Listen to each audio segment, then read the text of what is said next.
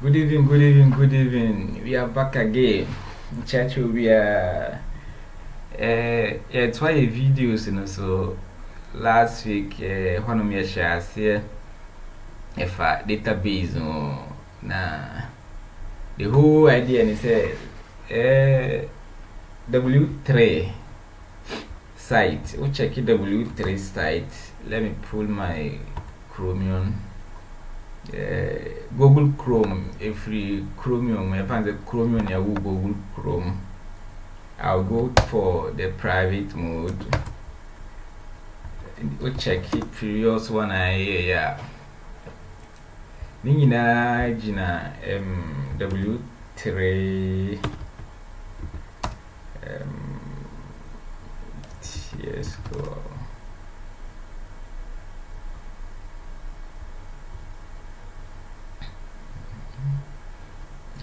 Sa commands are SQL normal ɛwɔ nyinaa na database lecture also likely say 60% of the questions which may free sa commands a ɛwɔ ha na me say well just add the name me try everything here. It's last week na me share say me from here everything from here up to here.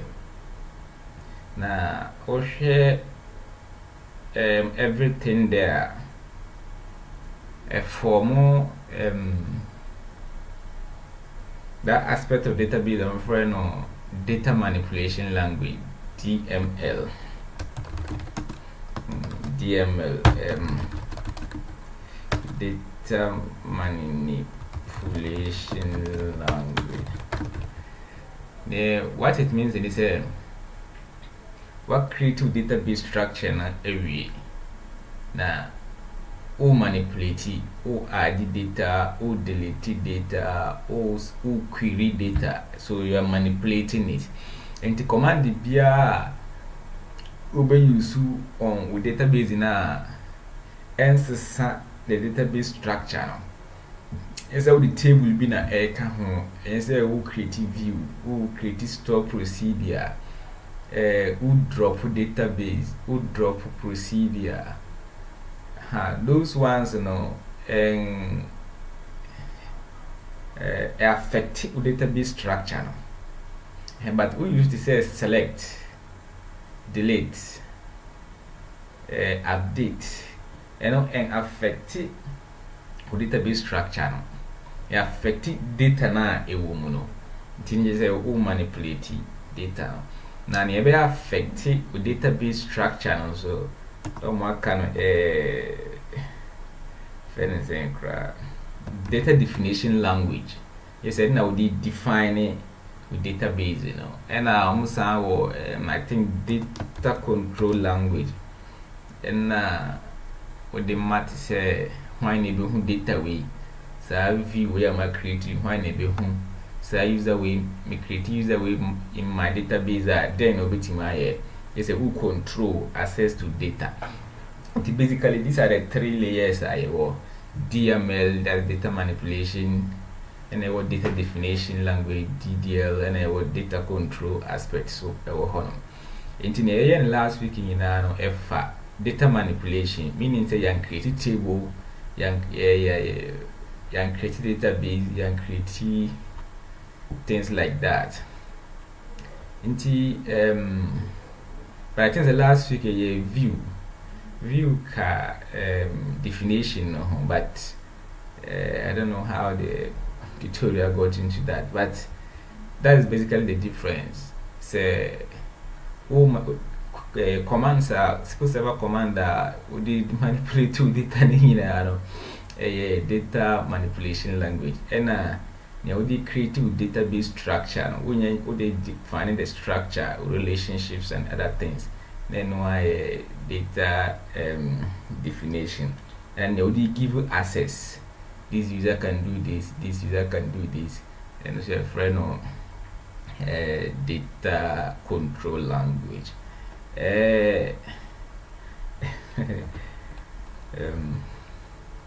Obi beside me say na Kaunda ade aya de na wo kan sickle cell we dey be am class I say I make am say sickle cell but enye sickle cell ho asem na make am SQL server ultimate kano SQL server like kind of that SQL upa with my can SQL server and now with my can SQL server or most important MS SQL server and just a Microsoft. Yeah, first video you can basically how to do the installations and other things and then you go straight to and I hope I will check what I did we'll call YouTube now. I think the type of web extremist and okay web extremist my videos are my in Beba.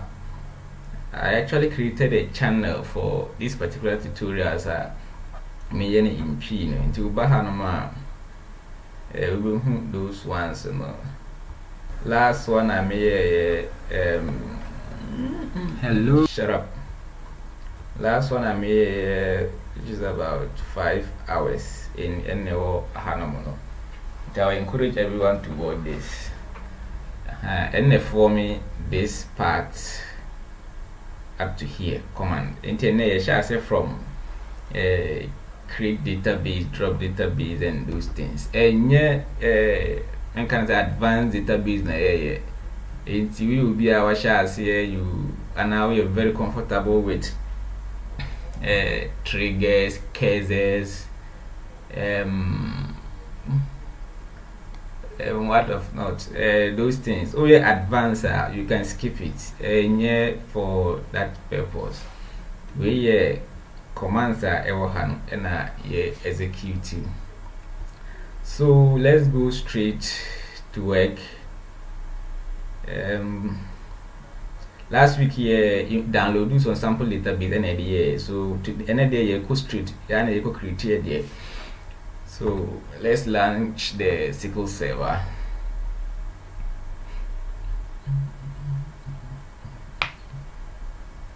And then we okay it.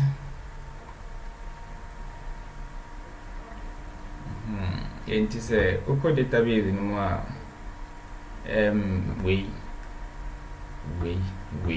and last tutorials na me tutorial me use but ni na me download it online. We went through all the process but and then you create database from scratch.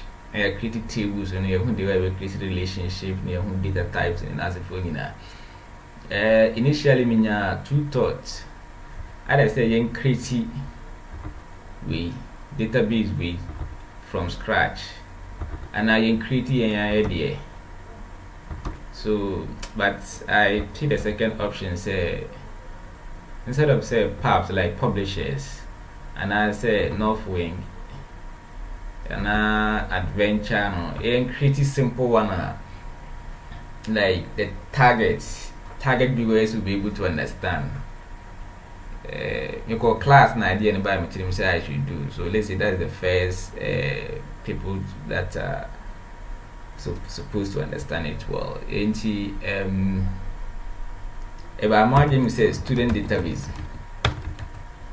say be just a simple one like student, maybe a course, grade, something like that. Student course grade. And then if time permit, a bit in the lecture aspect in those things that count. So let's start from a simple database. A simple database, you focus. So you find say you prefer database, student database. And in it, you create 3 tables. You create student table. You create course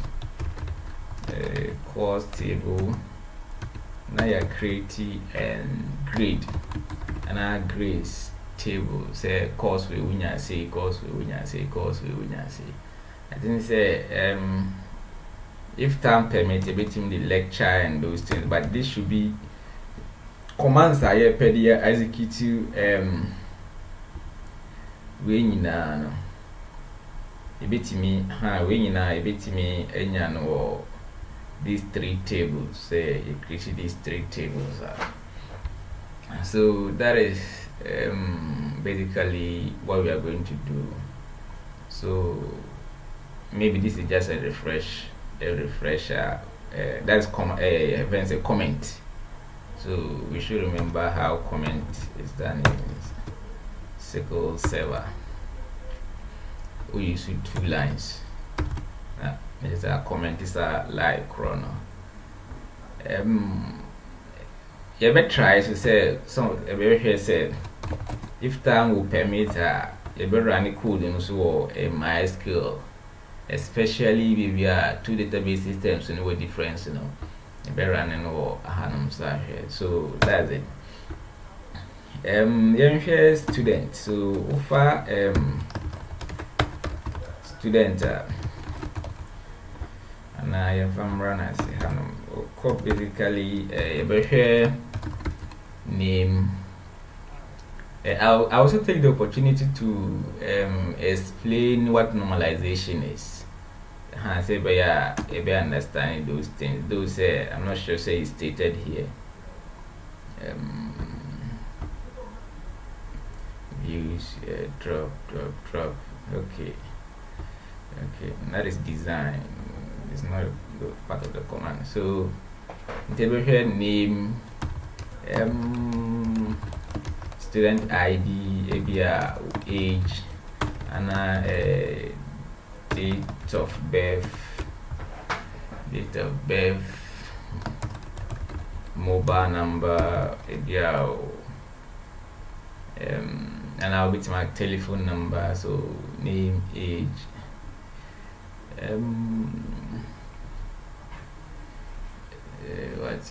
what else? Student ID, name, age, mobile number, maybe a hometown.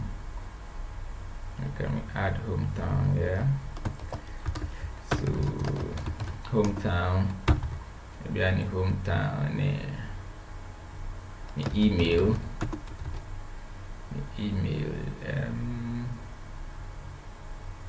fine. I think we can keep, but idea in the bar old practice here column be our say or the can obey to me use that column no.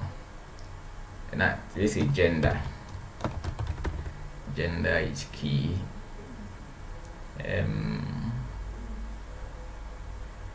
Gender is key. I'm trying to get column types a bit in my boy I cover all the, and I say the key database, like data types, the key data types in SQL Server now. And that is what I'm thinking around. So but for now let's move with it. And to go back also so your name, the course name, your maybe course number, your and a course code, course number, and I say course code, course code,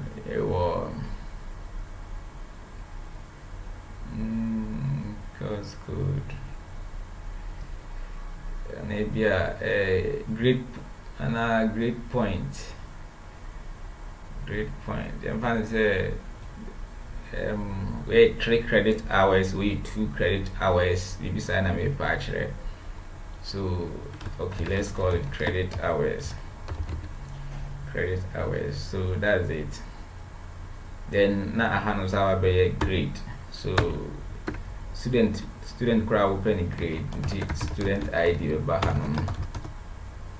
Course open grade now the mano and ebenya course code and grade when now the mano ebia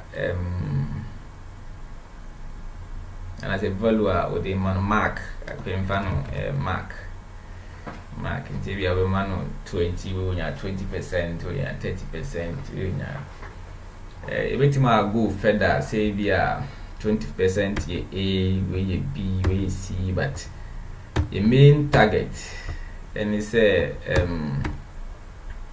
if I say execute these commands, let me close this one. Your main target and say you close these commands, you execute these commands as a test. So that's it. Tell what tables we. So let's go straight. First of all, you increase the database, and a command in here create a database. And then let's call it student DB. There is a simple trick, like if you create table, create view, create function, create procedure, create trigger, create so basically the steps in this create a big kind, then what you want to create, either say view, table, database one, but then what follow next a din obviously we use into the middle word we now is the difference, either say database view, and so that is it. So encode database, create database, and one then you F5 and also click good, a database is created. Create a database into Obahana or refresh here. And Abahana student database creature we over under table, so there is nothing there except the system tables. No system tables anyhow. I think says and the system database now will be system tables. Okay. So then I create a neat system tables. So we are creating in every. Then the second one, that is over Hana create database. You create here drop database simple like pet database in the view. So we just change this one to drop. And one executed. Obaha student na ewa hana mono or refresh with data object explorer now bonze echo. But also create here, just create. That's it. What create? So you have create, you have drop, and basically all the things are created the same thing. Say table now create here, we should create. Over delete table and I would drop a table now drop. The same way the drop now a drop table. The table name, say viewer, drop view name, say procedure, drop procedure name. So that is how it is. It's a create database, you who the way you see a drop on also. The next thing tables will create, drop, and then alter. So there is this one create database into about to create tables. And first table every create here is student and create student. Now what be bracket or close bracket and inside it and or columns no everywhere. Columns are obviously using and I'm copy bahana. So I'm taking off the comments inside the columns. I'm basically me using database a table. So this is it. Into over name name is a type of being a variable character. And what is the maximum? Let's say the maximum udin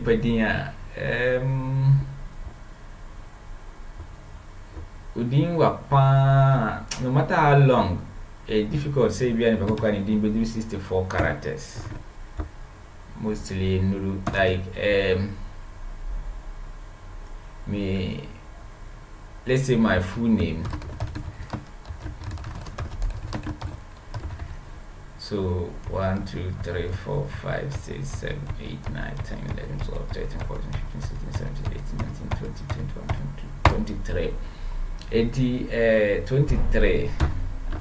Say, oh, we know what 7 times 2 and find say no crown of 46.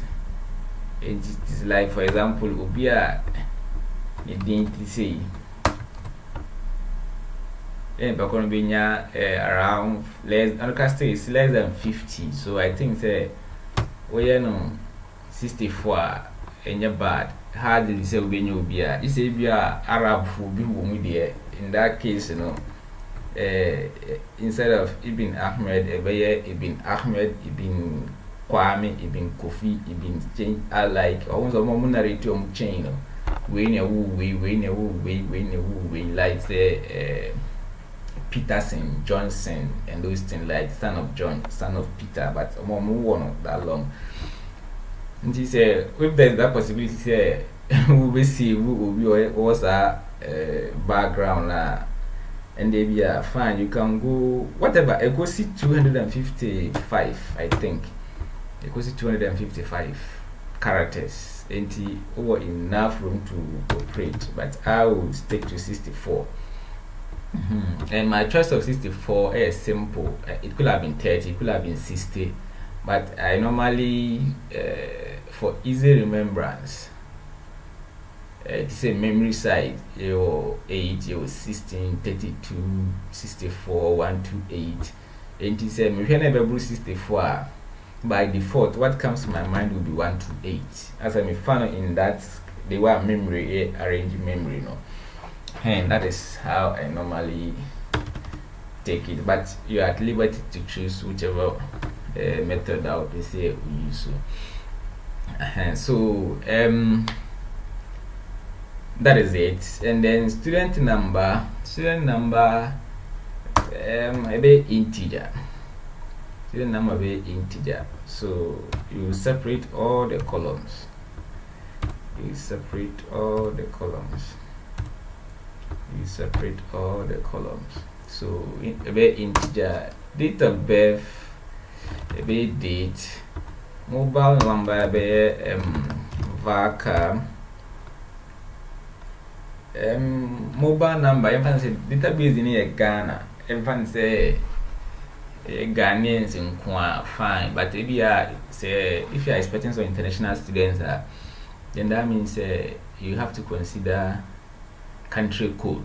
You have to consider country code. 80 plus country code. If you're with my say like how do you call it? 16, something like for VACA 16. Hometown. And say VACA. It's also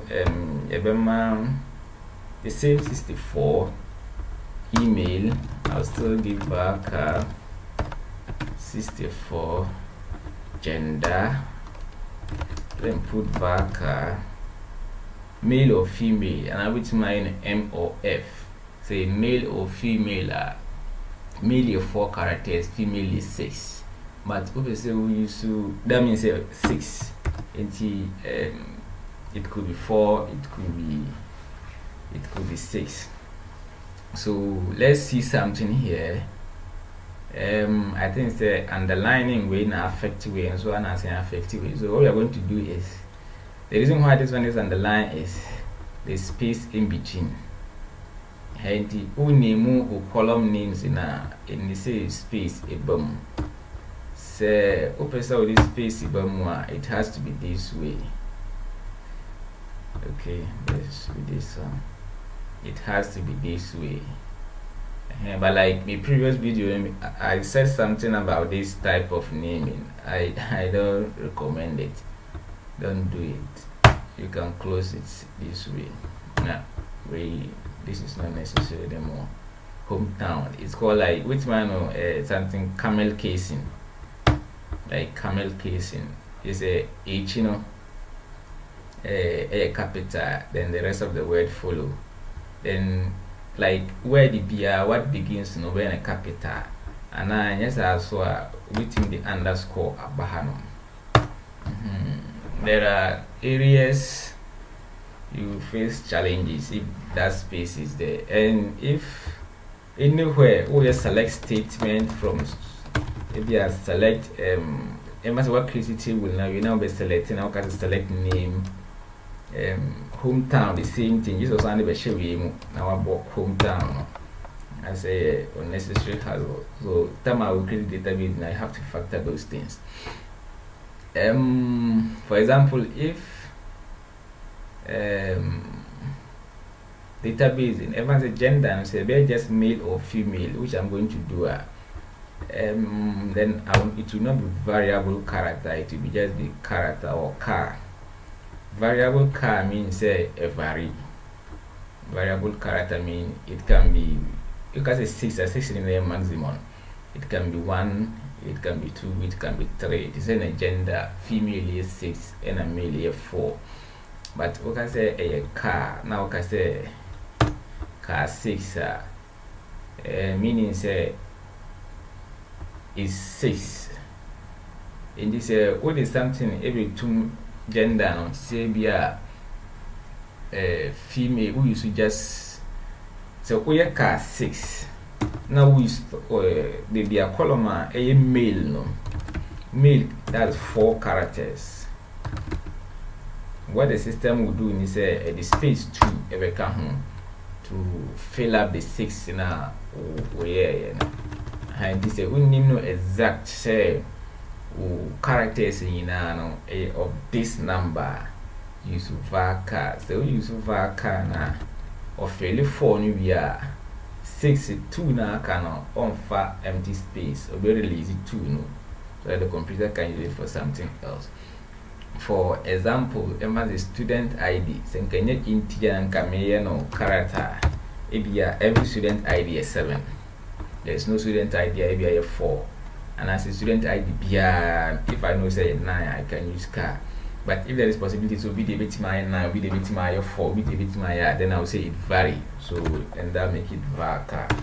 So that is it. But for now we are using integer. So that's it. And here when say system now highlighted this color and this color are the same. What it means say we reserve word. Just like in programming your keywords, you know, means we see a reserved word.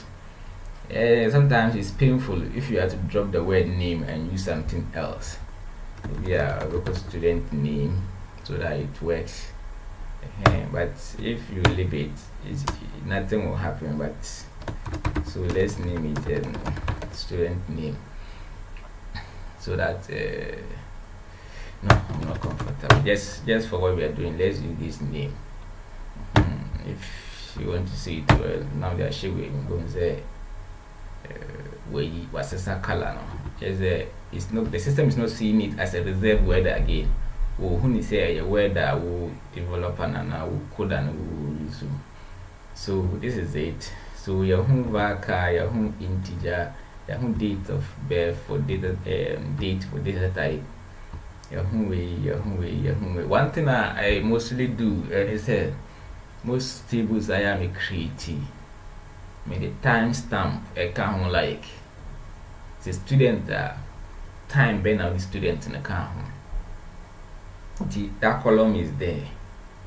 Later it helps in a lot of select statements where like who's the last person you added, which people you do add in this month, which people you do add into the database this year. And all these questions, if you are we build database, and your question that somebody will ask you, but later when we say system here, these are questions I've come to realize they come up always. And everyone said them be out this timestamp column ever come. Now them be a record in the corner, a record you say this is the time this record was inserted. So I normally call it insert date. Any date time. So that one will every date and then time. They say be a something like this. You say but I think say no date in the bedi can ba. Date in the time. They be recorded date and time in now we insert is a record, That is how it will be, and that's F5 notepad say ubo F5 that is it here the date and time in November. That is what I use. So that is date and time. So I think this is okay for testing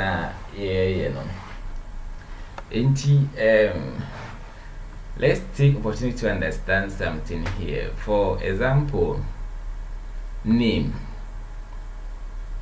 In fact, say later, all the system will be sending messages to students.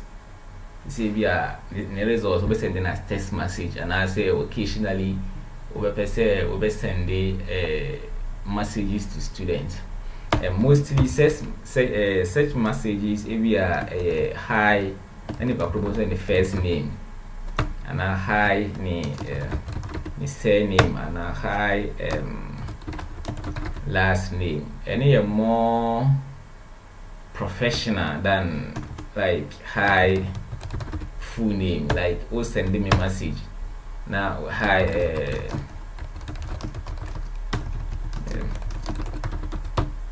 answer message now, but I look some way to me.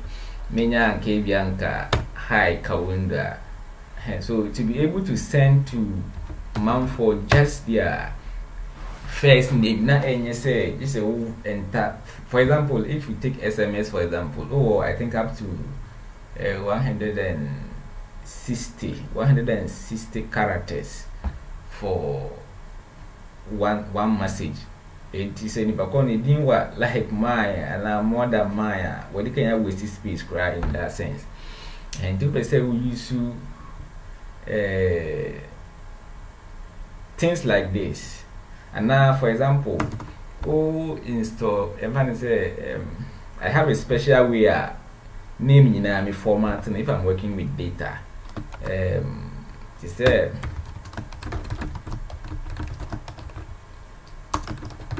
say in formatting, say the present data. If I crown on the first na the second na my capital na ni aka nyina my no first one so no my na capital ending in capital. And this is how I format name for display. Unless be a company corona we are man or specifically we want it in this way, and sometimes then maybe the person's this thing will be here or miss in brackets. This is how I normally format data. That even reminded me we have to add title here. Title here. The title Vaka or a Mr. or a Mrs. or a Deben, Professor, Doctor, Professor Evan Vaka. So for these two reasons, say we have the ultimate formatting in the way I will pay. And I say I will send the message ultimately I send the high and if I could first name one. A better say name we no best split, because you could see even if I could long one way and Samuel XXS whatever name we see who are a difficult say waiting as split now they are sending message waiting my but the easiest way is saying as split that easy to work with than say always at that point in time you pick all the names and split and be using. So for that reason, we split way. I am first name and then scar case na surname. You can add other name, but I'll end here just these two. So what it means is this will be like 32. We saw 32. So that's it. Now we are yet thinking around. Say no for XY reason T. Yeah, splitting and say later, just some small part of it. I am reno. It's called normalization. It's a normalize the table, or it's part of the database. So you say you normalize this aspect of the database. I just say, I think here we say no. You're splitting is here.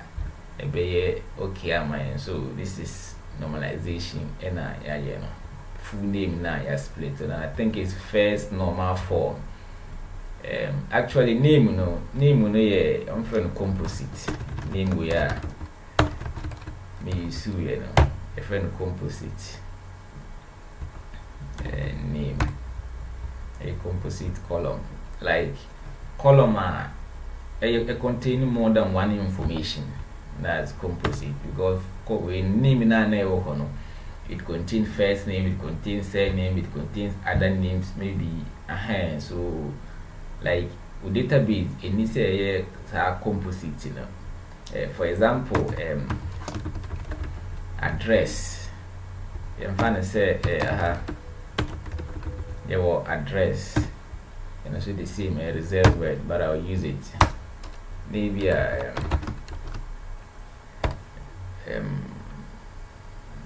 128. The same way address will be the a PO box one fee via Ghana. So it means it's a column chrono over type in a show into here when a different pieces of information. Box number nankasa or honum it be 100. Town in Kahon, region in Kahon, country in Kahon, na combine address into a composite column. It shouldn't be like that. I will say address, where maybe instead of full address, now why box number vaka 16 number town vaka final 32 region final vaka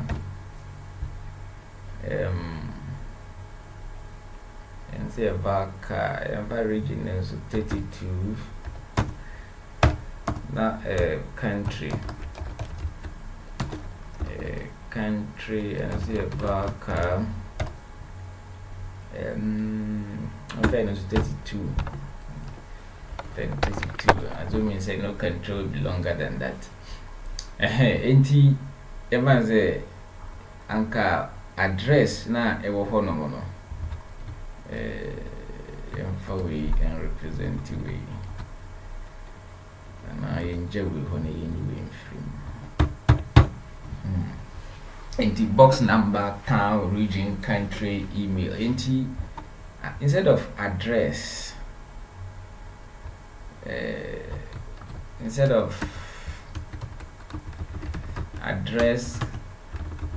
column, you address in every and I just split the address into 8 individual components.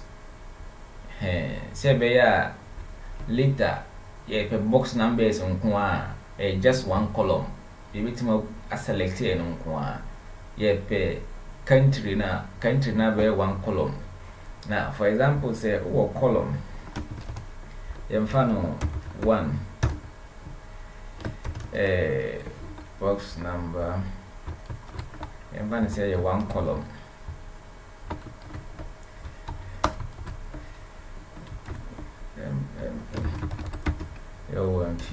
BA Ghana yɛmfa no say your name Kofi and an address ni maybe a Kwame so an address, Kwaku an address, Osman an address, Jinjua an address, Malik one address, Alawu one address, Samado an address. What it means in say you can say info ne free or more students in a info ne free one fee and a info ne free BA and a info ne free Ghana. Difficult to get that data because afrafra I feel na over pick way na was splitting or whichever logic I will be used to countries in every one say we guarantee say be a address no or show a country in last okay with ma I some function to get all the last words of the address. Then one represented name and then country and background free. That is assuming here there is no country like South Africa. It's because any country needs 2 words, be it 3 words. So these are the challenges. Initially at the design stage, you have to factor and then you split them. Now OS has split now. That means you are normalizing the data. Now one thing is if you take like mobile numbers or who say for example 233 234 80910. This is my number and now plus 233 we say with the country code and I think say whatever answer number na nkesa ni ene wo hanom no sometimes if crowd won hwem no na we ni so plan party be mean something different, some part also means something different. So technically mobile number no and see a composite column ideally I would say split it and also into each various sections. Say be ya say ka say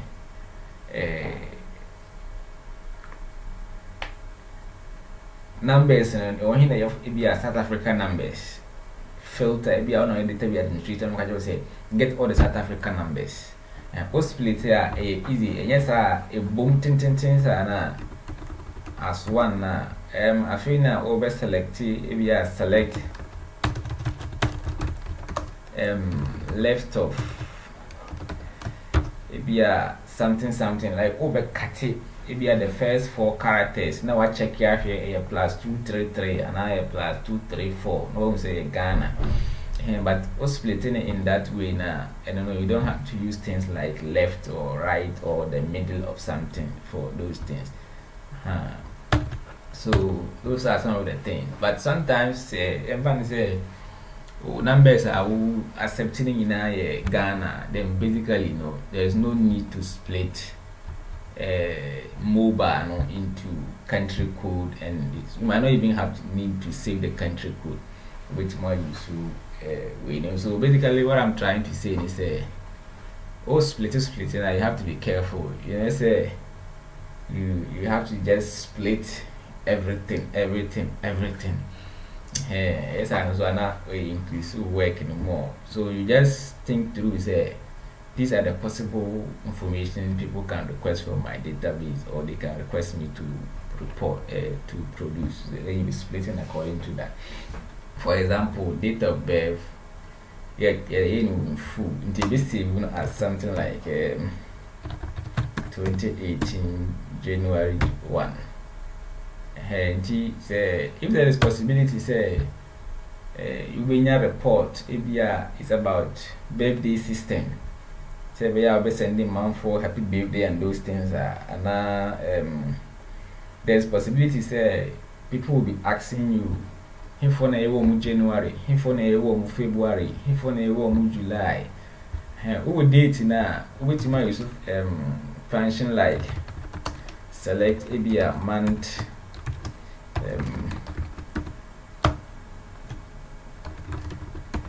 something like this.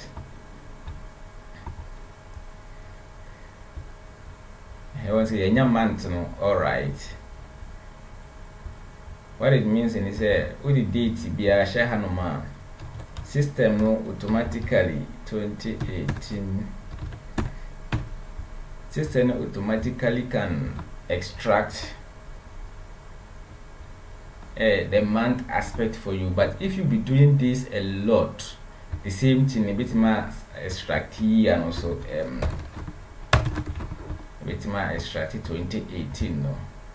And people say 2018 easy to get. But if you be doing this a lot of times, then and it's better say instead of date of birth no, we're splitting into two now into three now when you column for day it be any integer, another column for month, and you say integer, another column for year, and you see integer. Then we replace we know it say open January. I just select month 1 where month is 1, and I open so nyani background full date of birth. You just concatenation. One thing in database is and I in programming simple to concatenate than to split. If you are joining things, that one is simple. Do I just plus and I'll be used to this column plus this, and now you have concat this column comma, second column comma, third column comma, and it can be easy to concatenate. Say boom, then say split it at the and I will split the column. So it's better say with where you know split it. We have to combine then use concatenate. But it depends where you are.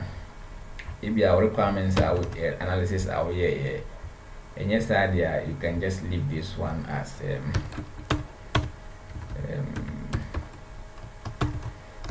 date of birth, NY date. So be here even the time and you wouldn't for corona na date time. Yes, idea just the date aspect is okay. That's it. So so everyone say nya student table no. Now one other thing I also you say region and then country. Region and country. For example, say table now. Is it BA? Column for region no. We bit match BA. We bit match bono a half. And bono no we bit match bono a half. So we my user now be a possible like we are if a group PB and the person can type it. Into later if you have saying phone it will be now we select it from let say student where region is called to BA and now BA and now bono a half and now bono a half. Say we use BA where region is called to BA. What it means is will be our type on the BA Emma. Will be a type on the bono half BA Emma. But when you now say BA4, so we just open sana people will type whatever they want. So it's good to say we will be creating regions in maybe a one gonna have region 2 Ashanti region 3 Greater Accra 4,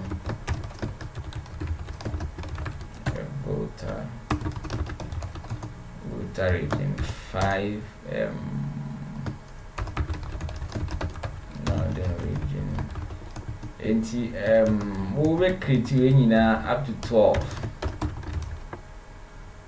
Upper West region. And no user no on type on one be select into Dura region. Now select region instead of say or no of a type. So what you have to do is say you have to take region out.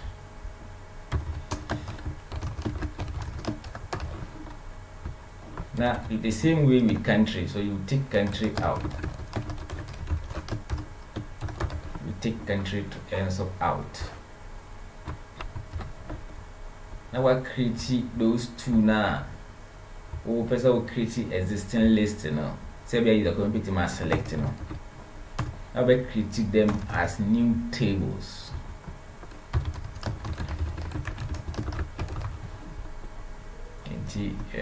Create region table. So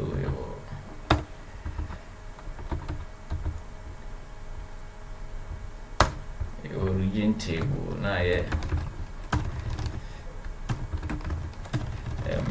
CRE create table region.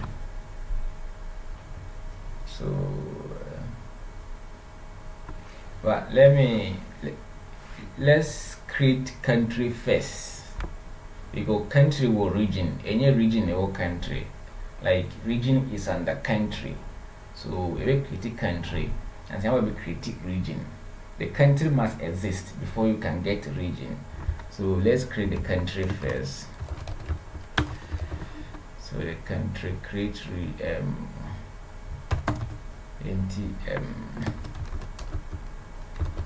country ID, maybe a integer or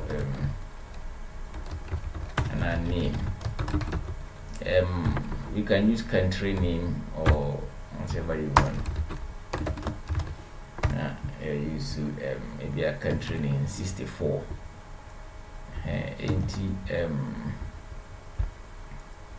This one should go away. Now for your create region, so create table region. And so region ID integer name. And so region needing, and so back we can just copy this. And the country will name, regions will name. But all select, all make it selector. You'll be able to know which name on if region as a country region has an worker. So what it means in is a create country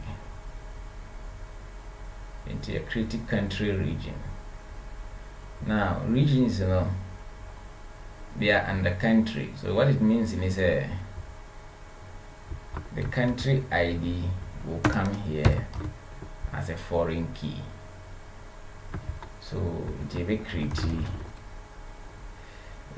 constraint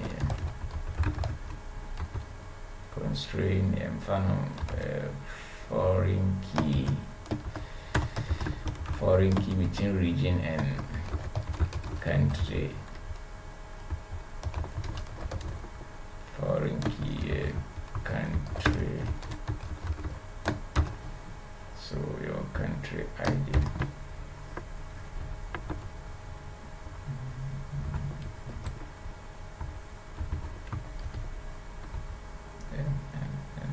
Create a region maybe, then we create create country, then we create region. Incorrect syntax around country. Foreign key near we a reference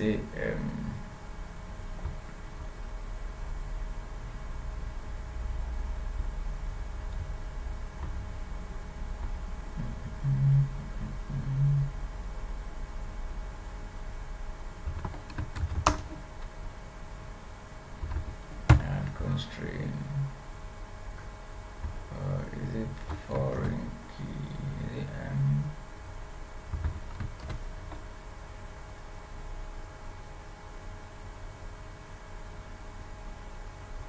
If foreign key, FK,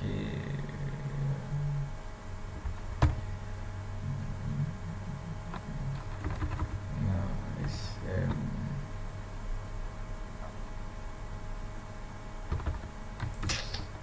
foreign key this foreign key references this.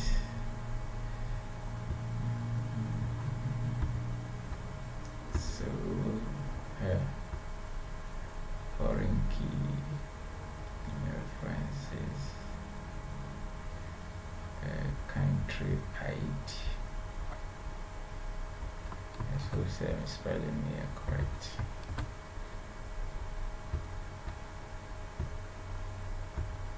Create constraint, something like add constraint. There's no add there, so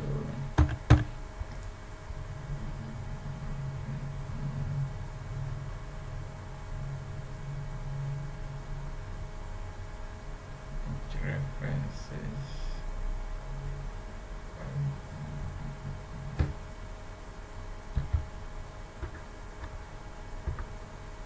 Hey, let's cheat, yeah. So foreign key hana let's see foreign key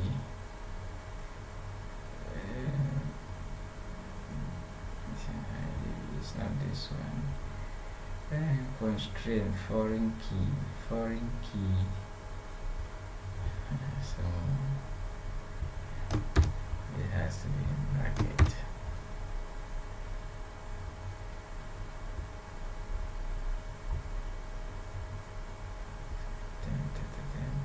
Foreign key reference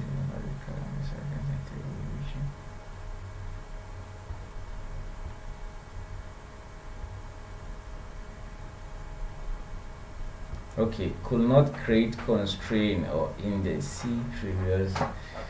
Okay, I suggest we any primary key.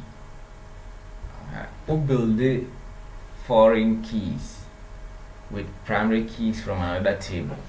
It's a country with primary key, like our column a primary key. It is a what you call that table more of foreign key into any primary key. Senka I think I create a table now I'm trying to say a drop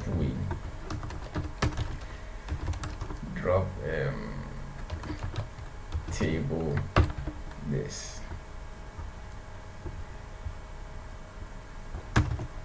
with my I say a primary key, so we'll run here. That's it. And they are making a primary key, so this query should work and could not create constraint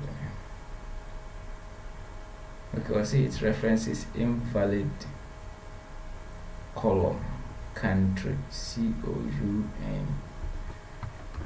What column is invalid?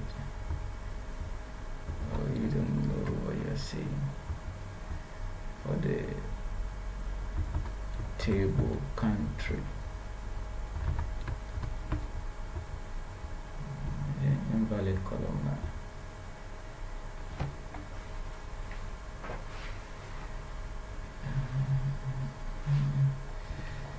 Foreign key references.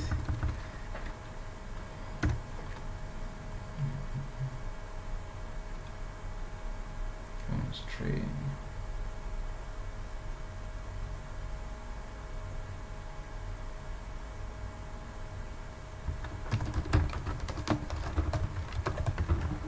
Select all from country. Country name. Create table region int id. Let me see. Could this be the reason?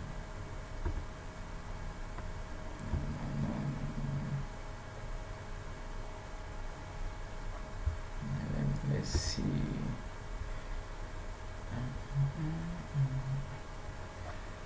This is for SQL Server. When I use it, but it's the same for MySQL and Oracle and MS. So constraint, then the name of the constraint, then foreign key.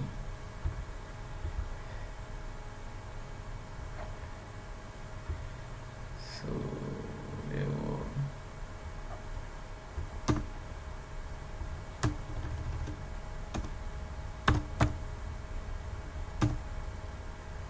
your constraint, this is constraint, the name of the constraint, this is the name of the constraint, foreign key, this is foreign key, person, ours is country ID, references, person, country ID. Interesting. It's still giving that error. Okay, so let's do this. Let's create this, and then we alter it to C, alter table origin, add foreign key. Okay. I'm getting some sense here. The country must exist, so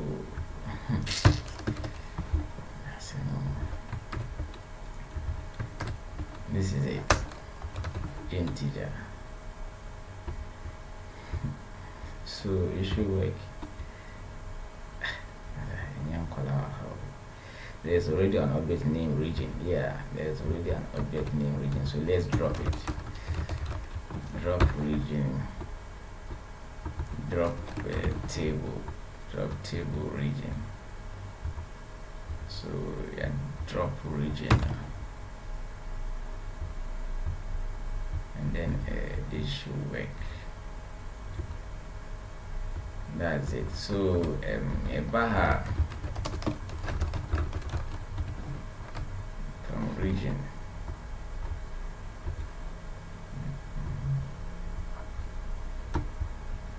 Okay. I will say country ID no. Eba region table no as a column. Until eba more now yeah relationship no. That is how it's supposed to be. Into a man type no wahano. And then they say so that's it. You've created this. You've created this for and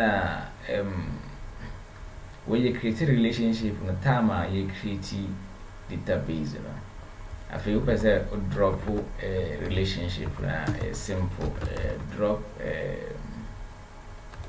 constraint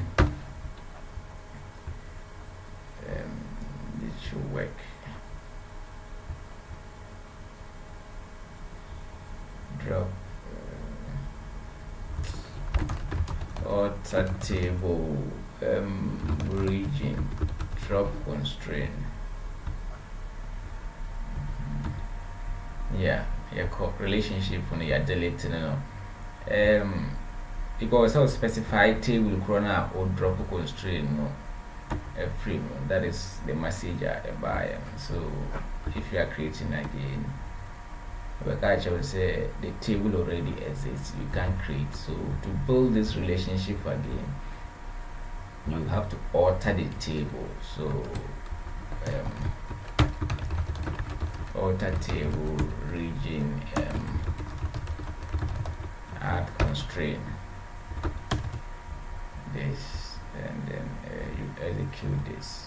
That's it. And these are the two ways say create table no now person create relationship now you just do it this way. Say what create here so you have to alter and then you go into this way. So here query now all these things too will work for MySQL in the same steps and we use it for MySQL, Oracle, and then MS Access. Now let's see this. Say okay a relationship now just something like this. There are two tables. Your country. This is too big.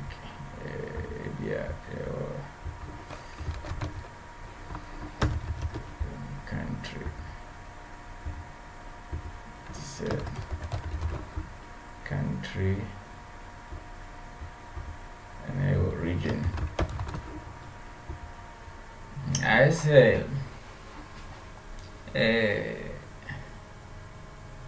messenger the country no this can primary key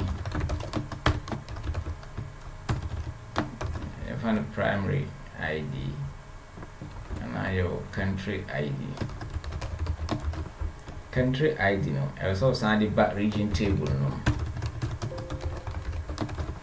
country ID Intel has an informant like that is what builds the relationship and to know say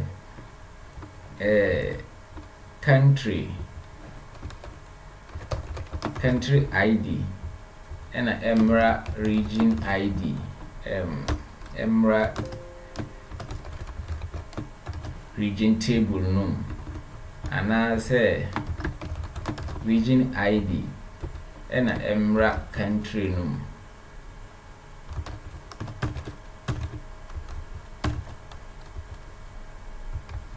region ID which one goes into the other. You have to ask yourself which one must exist first, which one must you create first. You can't have regions abroad in the country. So what it means is I will say we create country first and so we create region. You know we creating it first on money ID and a bit corner creating the second as foreign key. So it's the other way around.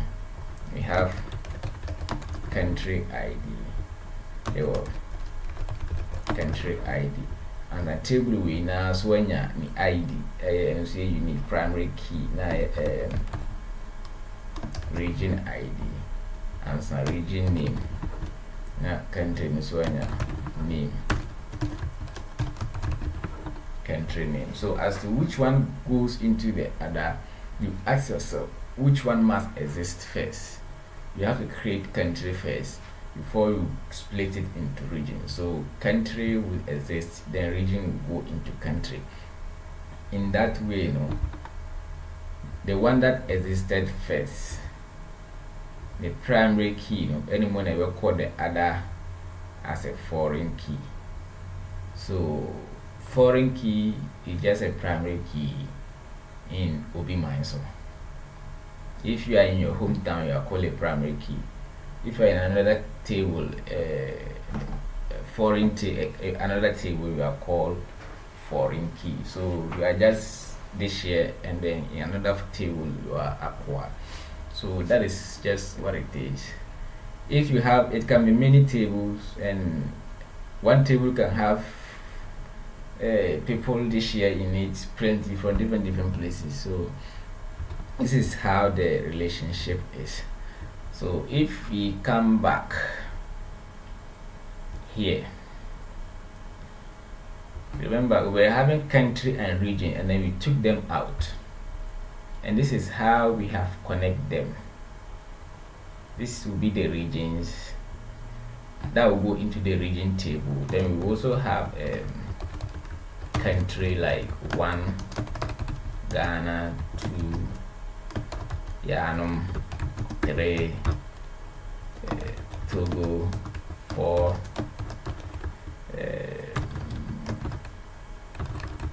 Zambia, 5 Burkina, and then let's say 6 Mali. I'm skipping Cote d'Ivoire. Their spelling always confuses me. So, or like I can use Ivory Coast. So that's it. So this is it. Now what we are going to do is, what it means is, if you have deleted the table, but what it means is, since country must exist first before you can get regions, what it means is that you can't enter any data into region table without entering data. If that data doesn't exist in country, you can't enter a region if there is no country. So like if you have to see from region, this is it, there is nothing. Let's say you want to insert into region. Which of the region columns do you want to insert to? Like, is it region or only name? Okay, let's say you want only name. What value do you want to enter into that name? We are region, so let's say a half. So if you run this error, insert into region is values. So error, good. Cannot insert the value null into the column region ID. Region, remember, region ID is a primary key. It does not accept null. So that means we have to also add region ID. And then here, let's say region ID of 1. If you come here, region ID is 1. So we are inserting this. Region ID is 1. Okay.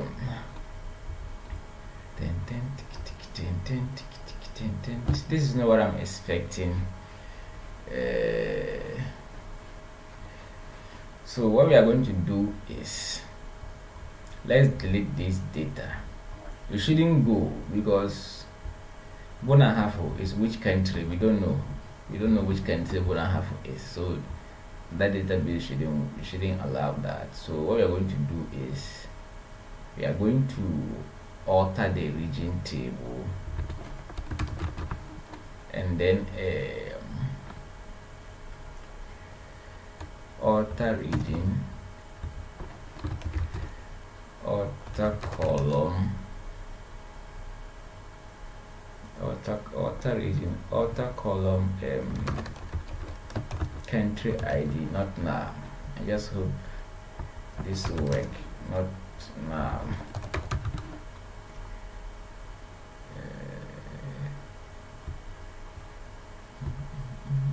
Incorrect syntax.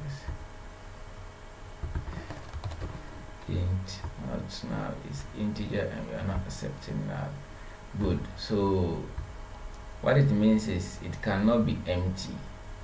It cannot be empty. So if you want to insert this one, yes, this is what I wanted you to say. So you can just insert Bonahafo without indicating which country Bonahafo belongs to. So what it means is, before you can insert anything into regions, you have to go and insert into country first. So from country, let's see, so we insert into country, which can name, we want to insert into the name column, values, let's see, Ghana. So insert error, so that you cannot the country must have ID. Remember, country ID is primary key, so it must have an ID. So that means this one too, we have to enter value into it, and then let's say that one is 1. It's gone.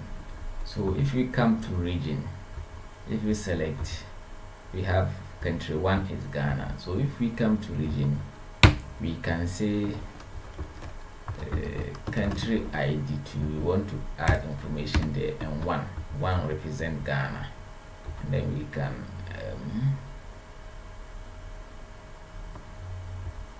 select all from region.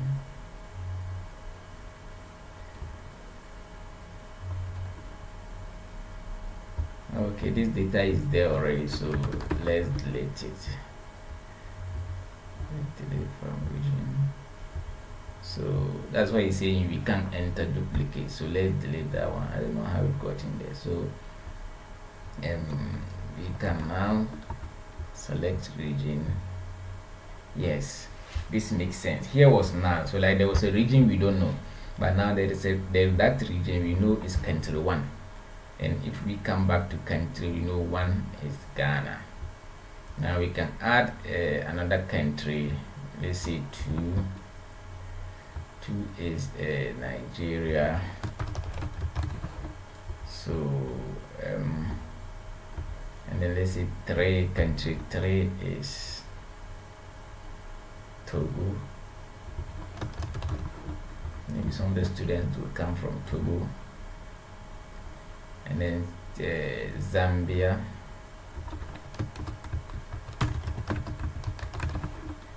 Zambia is 4. Okay, so let's say Mali. Let's trying to put the same 4 for Mali. What we are basically doing is, let's say we are giving these two ID 4. If they are student, Ghana will student, Zambia will get 4 student, Mali will get 4. Let's see what we are to get.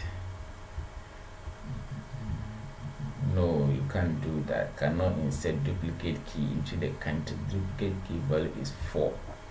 This really making sense. It's grammatically correct. So that means, and all this is because of the relationship we build. That's the importance. If it's student, that means the system is denying you from giving the same student number to 2 people, which in reality you don't want to happen. So that is good. So let's see, here should be 5. That is gone. So if you select country, these are the countries. So if you are inserting into region, let's say Buna Hafo, let's say Ashanti region, that one should be 2. It's still in Ghana, so this one will still be 1. These are the region IDs, and you can see that is the second column. 1, 2, 3. So it matches 1, 2, 3. When a region ID, and this is the country ID. So the region 2 is still Ghana.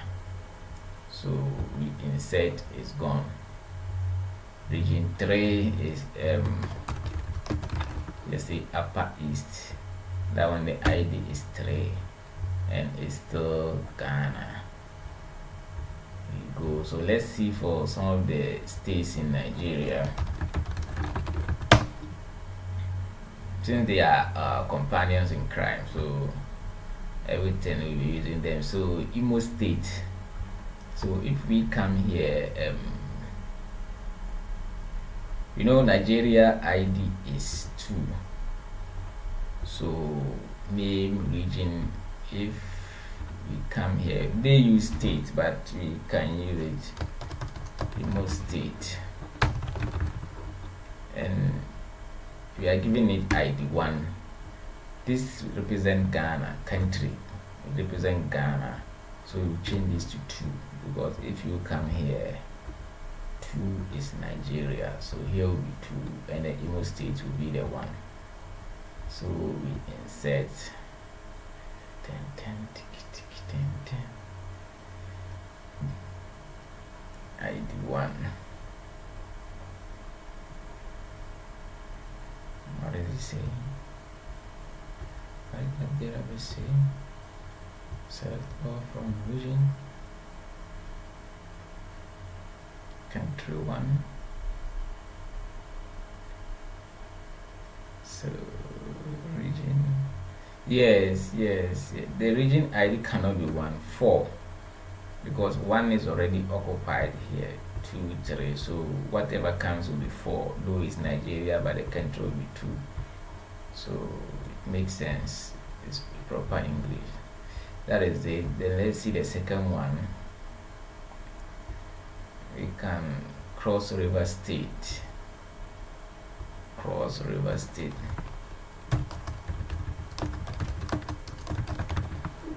River State. That one will be 5.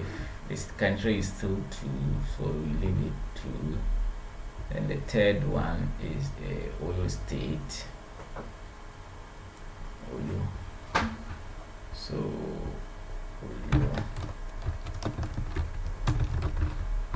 That one will be 6. And then it's still Nigeria, so we still leave it 2. So if you come here, these are the regions, these are the countries, and these are the regions. So what it means is all the 1 is Ghana, because if you come to countries, 1 is Ghana, and if you go to region, all the 2 are in the country table. That's Nigeria. So basically that is how it is. So now we can go back to our table, and then we put region ID, which is integer. That is, we are putting this region ID, this column, into the student table. And as soon as we know the region, we know the region is connected to country, so we don't have to put the country back into the student table again. We only have to put the region into the student table. If, for example, there was another table called district that we will connect, let's say there is country, there is region, there is district. In that case, you rather put the district ID in the student table, because if you know district, you can know region. If you know region, you can know country. And maybe if you know country, there's another table called continent, you can know continent. So which one can you use to find the other? The minimum one, that is the one you put in the student table. If you put region there, or let's say if you put continent, we can know continent, but we don't know we can't know the person's region. So that's why I put that's why you would put the region ID in here. But remember, it's now it's now a foreign key. But we did share available be a quad. So that is it. This is our table. And I think now, okay, the one other thing we have to look at is title. And the same way in regions, people can type BA, people can type Ashanti as AS, others will type it as Fu Ashanti, others will type Ashanti region. Because of that differences, and that is why we split the region in this way. And because maybe other people can come from different countries, we added country too. So what it means is we are going to apply that same rule to title. If you allow the title to be open, Mr. Someone can type MR, others can type Mr. Others can type MR dot. So to prevent that differences, you make it like select. So the person will go there, he will drop it to open, then he will just choose one. So to do that, you take off the country, the title, and then you create that one too as a new table.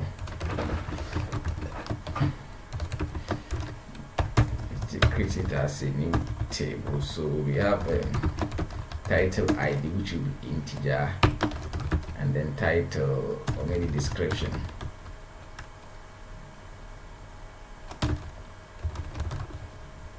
the names have been. The system uses all the names. So title or title name. Title name is I've realized this is title. So the table is called title, and we are also calling a column in the table title. There's nothing wrong with that. Just that I've realized, especially in Visual Studio, there is if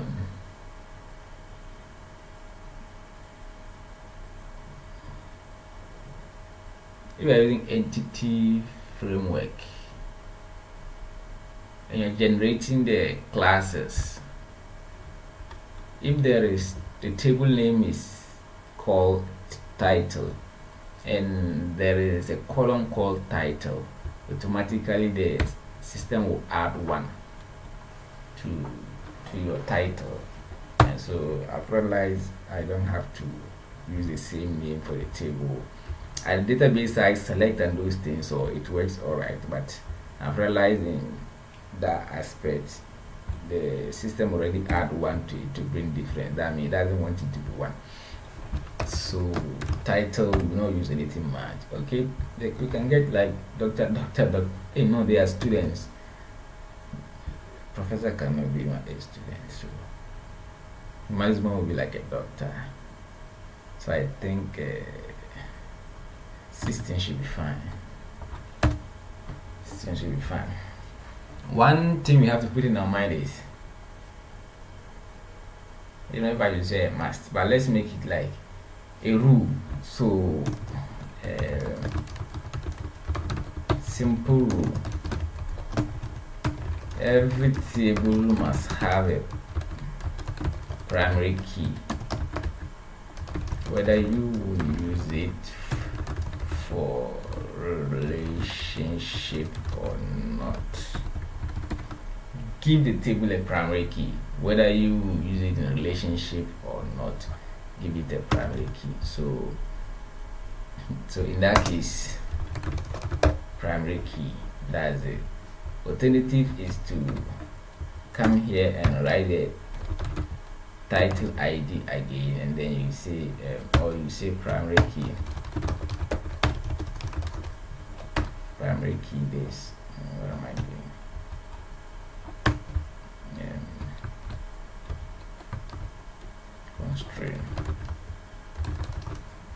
Constraint, the name of the constraint, primary key is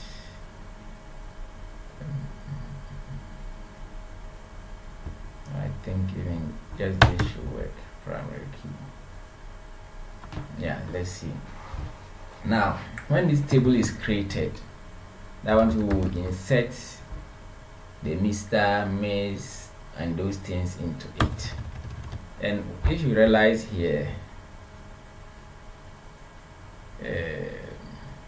like the country, the name, the country is 1. Let's say Ghana is 1, Nigeria is 2, Togo is 3, Benin is 4, Zambia is 5. That 1, 2, 3, 4, we don't need it for anything. You don't need that 1, 2, 3, 4 for anything, except behind the scenes maybe we have to do some relationship and other things.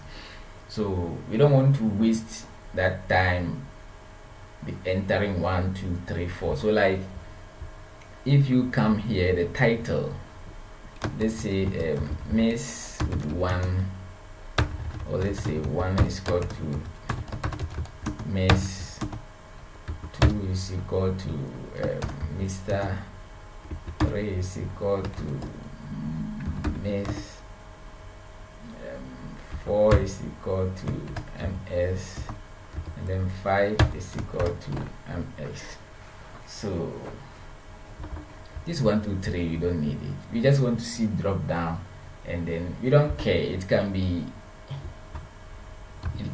A, B, C, D. So we don't even want to go through the hassle to enter them ourselves. So to be able to use this one without entering data, so like if you go to, assuming the title is created, so we say insert into title instead of title ID name, and then we add values of, let's say, 1 for Mr. or Miss. You don't care about this. You only want to see the Miss and other things. But if it's student ID, that one we need it. But for these titles and other things, we don't need it. So in that case, what you will do is you add identity 11. What it means is it should be the system should generate the 1, 2, 3 for you automatically. In MySQL, it will be like create table title and then ID, or like title ID to be integer, and then is primary key, and then you say auto increment, and instead of say identity into bracket 11, you say auto increment. What it means, what the 11 means is these automatic numbers we are going to give to records I'm entering start from 1 and then increment it by 1. So if the first one is 1, second one will be 2, third one will be 3, then you get the 1, 2, 3, 4. So if you make here 2, that means this one will be 1, this one will be 3, this one will be 5. But difference of 1 is okay, starting from 1. So why is this one underlined? So let's go here, primary key, and then let's clear it off from here. That one is an alternative way of doing it. I don't know what I did wrong and it's underlined, but this one will get it for us. Mostly I don't go through that hassle to write the title here and then you come back here and then create that constraint. That's it. If you want this one, let's give this one proper. Let's use name, though it will highlight it, but let's use name. So this is it. So let's create this title. So we've created this title table, and then let's put some data in it. And then we can have here, we have it here already, title. So the first one is entered. So select all from title, and then you can see it's Miss. You can see it's Miss, like it's gotten ID 1. So the second one is Mr. or like the Miss. Let me take up this. So that one too is there, 2, and then Mr. So we can see we can take away this, and then we have MS, and then we can insert and highlight 4, and then MS is 5. So that is it. You realize the system is automatically adding these ones for us. So interesting. I I just observed something, and I think it's good is that thing has come up. What is wrong with my Zoom?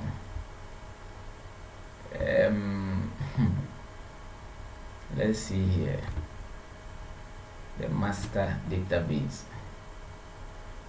What it means is all what we are doing, all these things we are doing is going under this database.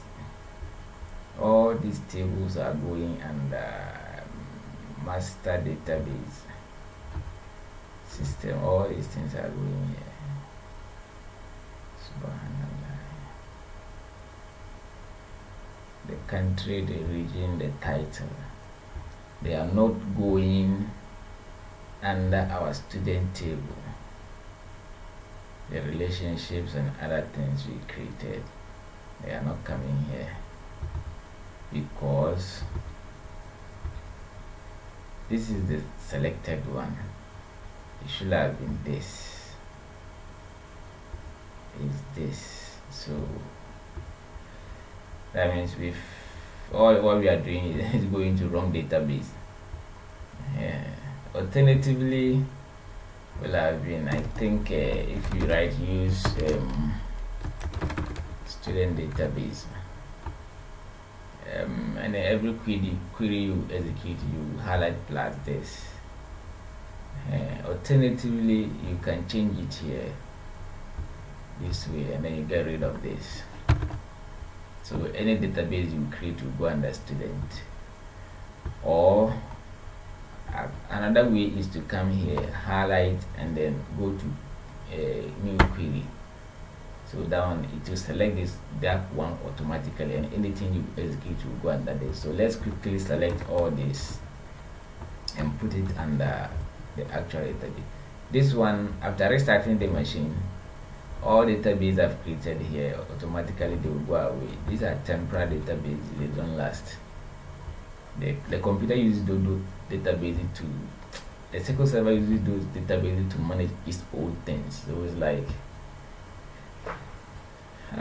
this is too bad, this is too bad. So okay, let's see if you can apply some tricks to get those tables here. So first of all, what we did was to create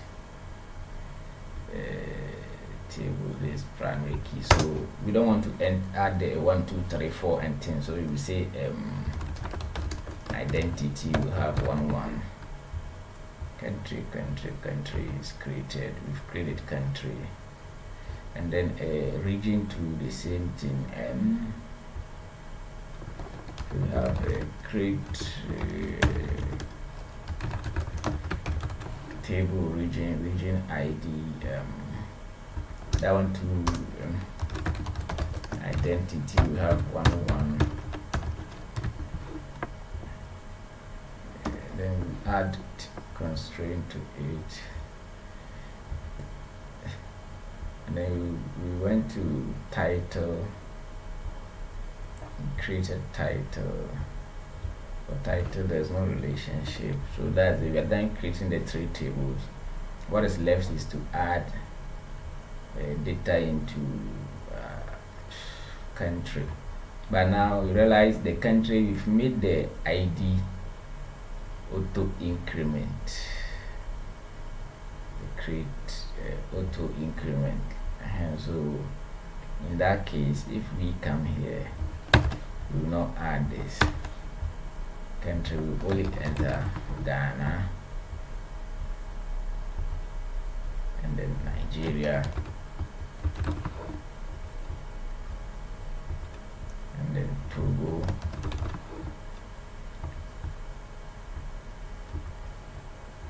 and then Mali,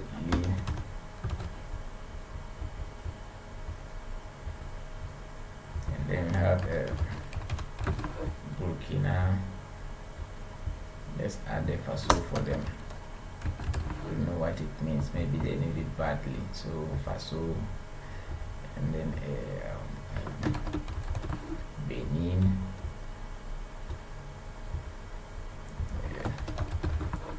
Niger, or the Niger, Zambia. Okay, so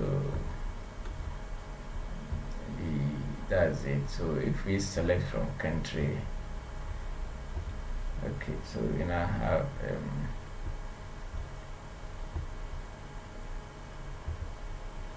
okay, we now have these countries in it. The IDs are created automatically for us. The same way, if we go to region, you don't need the region ID, that will be automatic, but the country ID we need it. The region ID is the middle one. So Bona Hafo will be region 1. This one is not the region ID, this is the country ID. For the region ID, the system will create it automatically for us. If you come here, this one will be created automatically. but this is the country ID. That one we will have to create it. But in the country table, that one too is automatic. So Bona Hafo Shanti region,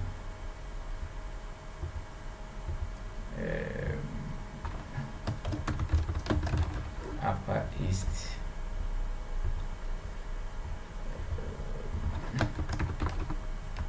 Western region. I like this region name.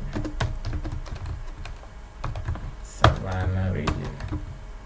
Yeah, this spell Savannah. That is the new region that we are told we created.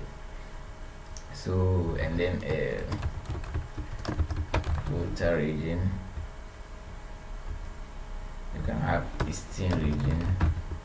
I just hope I'm getting the spellings right. Eastern region, Western region,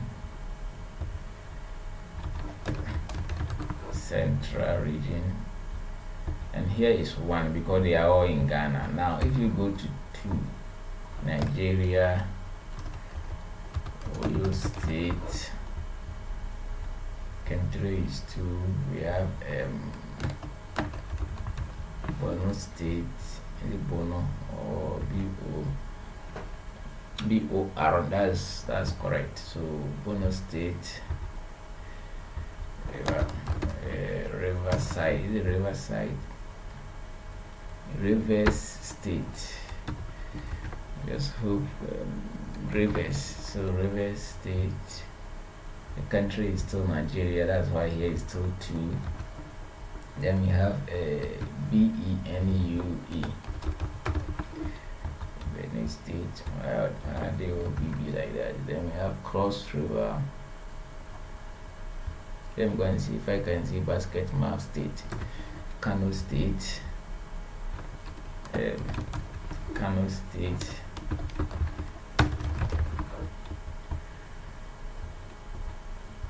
Then we have Delta State.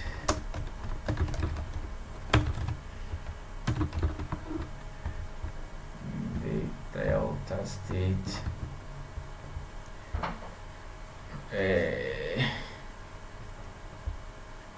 I'm not stopping until I see that state I want to.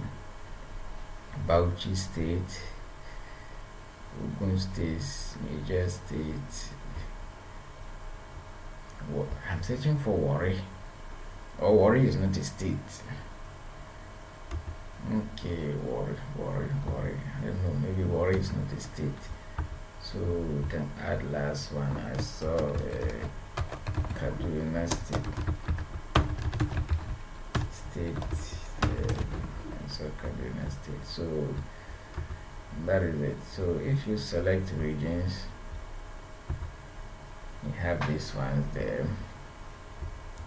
And then if we come to title, and let's see what we have for title.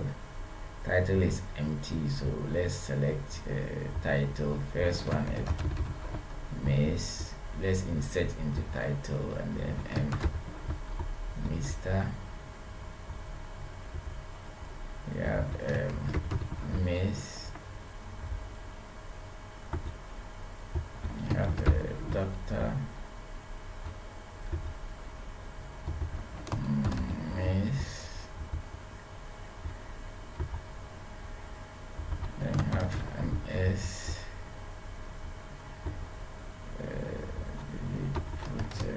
Miss.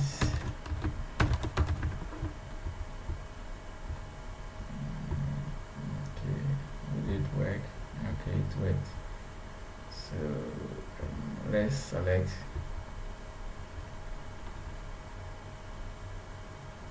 Okay, these are it. Oh, okay. Let's see. Miss is here, Miss is here. The same thing. So that's too bad. It shouldn't allow. So let's try and put some kind of condition on it, a limit. The same thing should not enter twice. The same data should not enter twice. Whether it's capital letters and it's small letters, it should not enter twice. Such a constraint or such a condition to limit is called unique. So at the time of creating the table, you could have just said country name unique. That's what I mean. You can't enter Ghana. It will not allow you. Kofi Kwame. No, name is possible. Name can be duplicate, but we can enter country Ghana.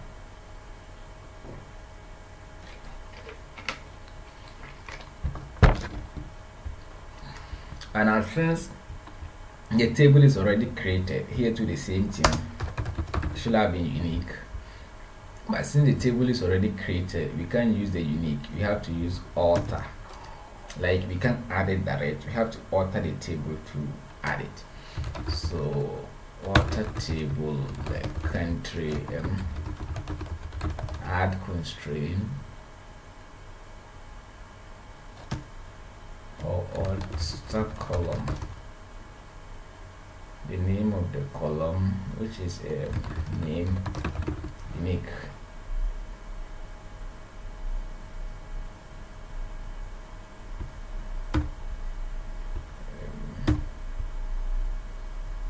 Or is this one will be add constraint. Add constraint. The name of the constraint. Let me see, unique country.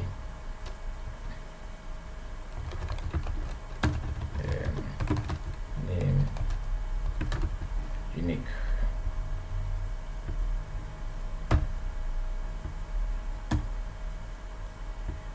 Or it should come here. This, yeah, this is it. So alter table, add constraint.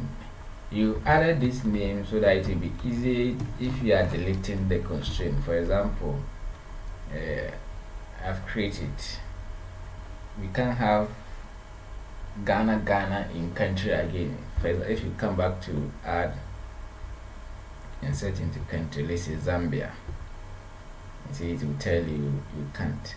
And you see it made reference to that country the name I gave.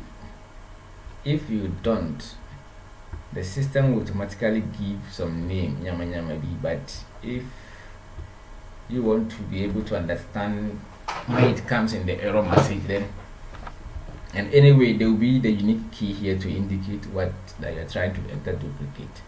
So we are using the same thing for region. Then you say a unique to represent unique, and then the name of the table we are. That one will be the same thing. Because if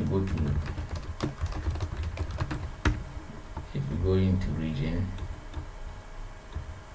okay, that one too is there, is the same name, so we are using the same name, and then this will not work.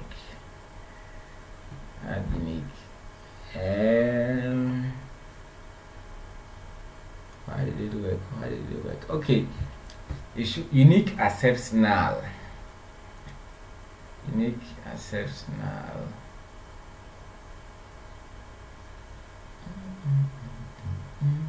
Why did it work? Anyway, it's work. I thought it would warn us like if you want me to be unique, then remove the duplicates first. I was expecting a message like that. Okay, no, that duplicate is on title, so we are done with. There's no duplicate in region, so we are done with that. So we are going to put it on title too, and then like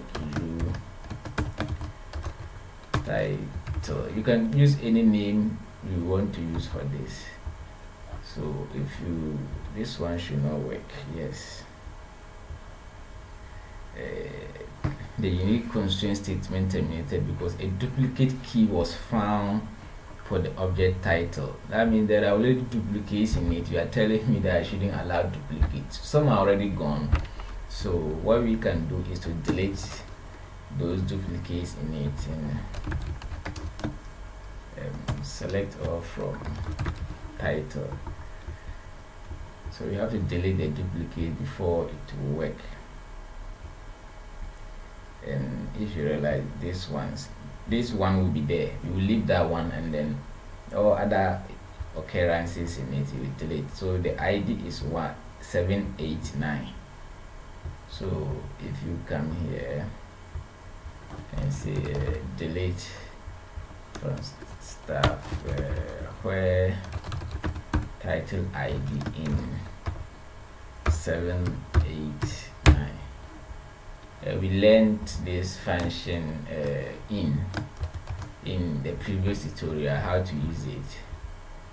So we've cleared that three records affected, and then if you select again, you will see that now there is no duplicate, they are gone. And then you can add that limitation so that next time if you try to enter this, it will not go.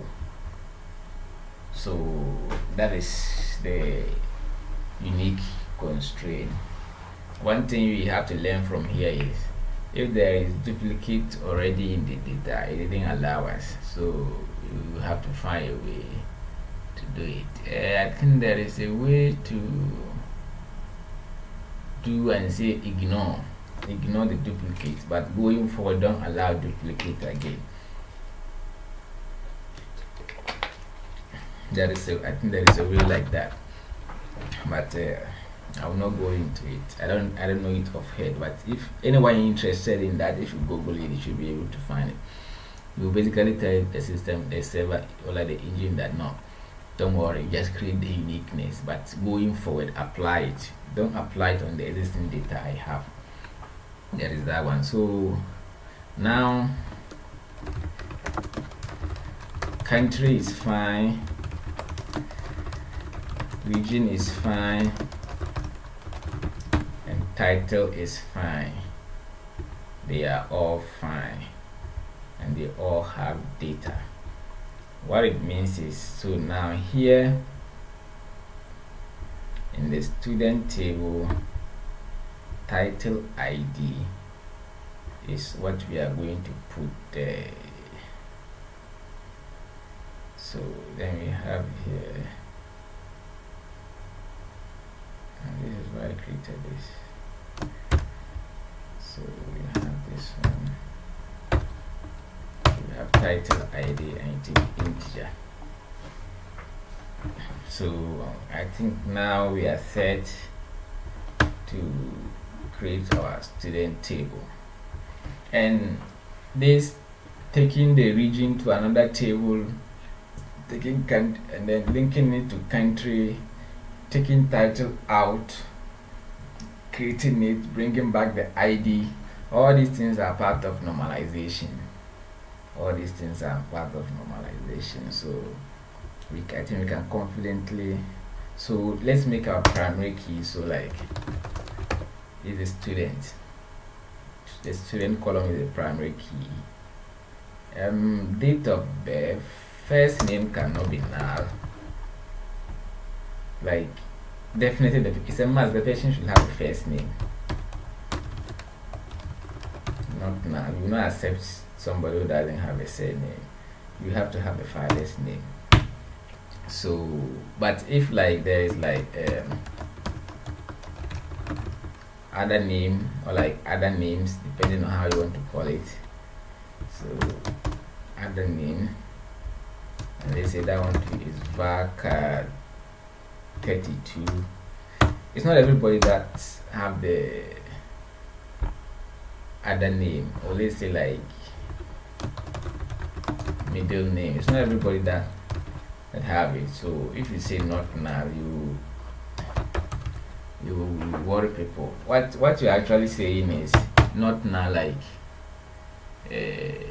leave it. If the person doesn't have it, fine. Date of birth, no. Student, no. The person have to get it. Not null, it's a must. Mobile number, not null. box number, blah blah blah. For our purpose, we will not split this one. You use the address, so the person can enter full just for what we are doing. So let's say 128. So but we've learned the reason why we have to split it, because some addresses contain country, region, and other things, and then we have that one here, so we are covered. If let's say there's post office box 1 fee in one column, we are okay with it. Since we have region separate, we are fine now. So this is the gender. Email, not null. Gender cannot be null. Insert date, not null. Title ID, not null. This one is not null. Address can be null, so we will not bother to put anything there. And then this is a foreign key, we have to remember. What it means is it's a table somewhere and its ID is here. If n is true, it should come here, region is here, somewhere here, and then its ID is up here. The same way, title is actually a table and its ID here, so it's a foreign key. The GN key, whatever the spelling is, so it's a foreign key. So to explain, to really let student table know that Jack, the main table is somewhere, that is where you use the foreign key constraint. So if you come, then you say foreign key, this one is a foreign key. Which table foreign key is that? So you say references title, that's the name of the title. Which column in title are you referring to? Title ID. Just hope I think it's constraint, the name of the constraint. So foreign key title, foreign key title, foreign key, this is it here, references,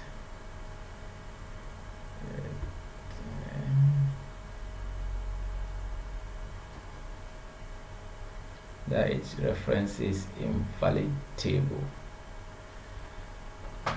This English is here again. How can you tell me? What's the name of the table?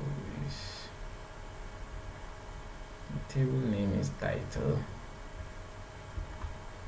The capital letters or small letters are not the difference. It can be capital letters, can be small letter.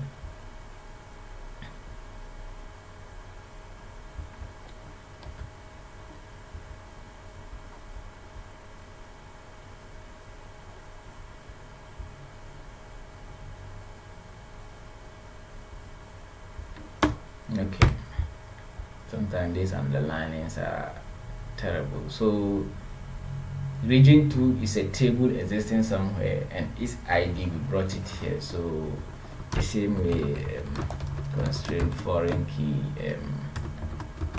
region, foreign key of region ID, references, which table is it referencing? References region, and which column in that table did you bring here? We say region ID. So let's hope finally our student table is intact and we can create it. And one other thing,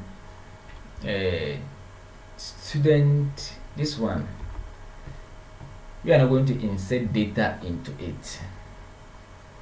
We want the system to automatically insert data into it anytime a row is created. So in that case, what we are going to do is default, then we will say the current timestamp.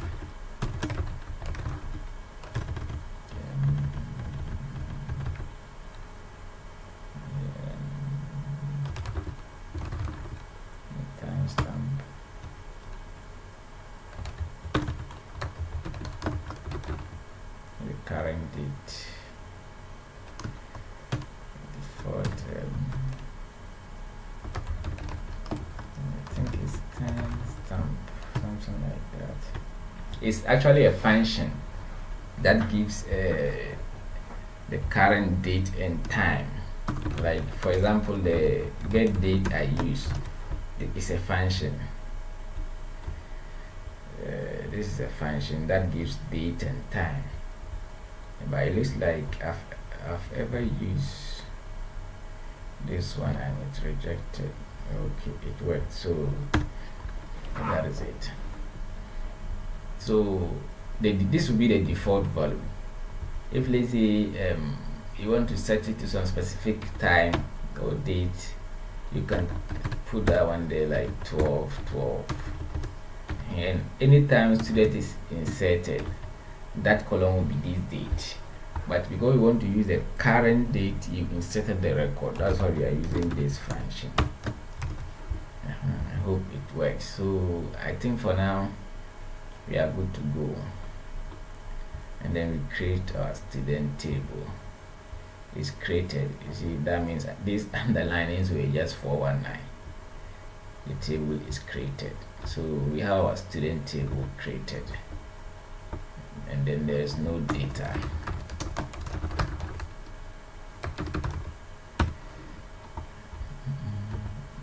That's it here. Okay. Doesn't change any difference, but personally I prefer my primary keys to be the first columns. So can't think of any way to restrict them. So what I'm going to do is I'm going to drop the table, drop a table. I'm going to drop this table and then create it again. So in that case, I'll bring the student ID here up, and then this is the first one, so there's no column there, there's no semicolon, so I'll create it again. What is that boy saying? Okay, there has to be one here. So it's created.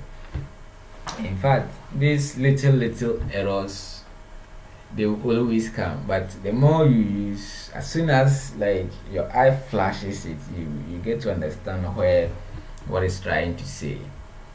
You get to understand it's a proper English. So that is it. And then if we come here, you select your table, that is fine. So the student ID is there first, and then that is it. So then we go to course.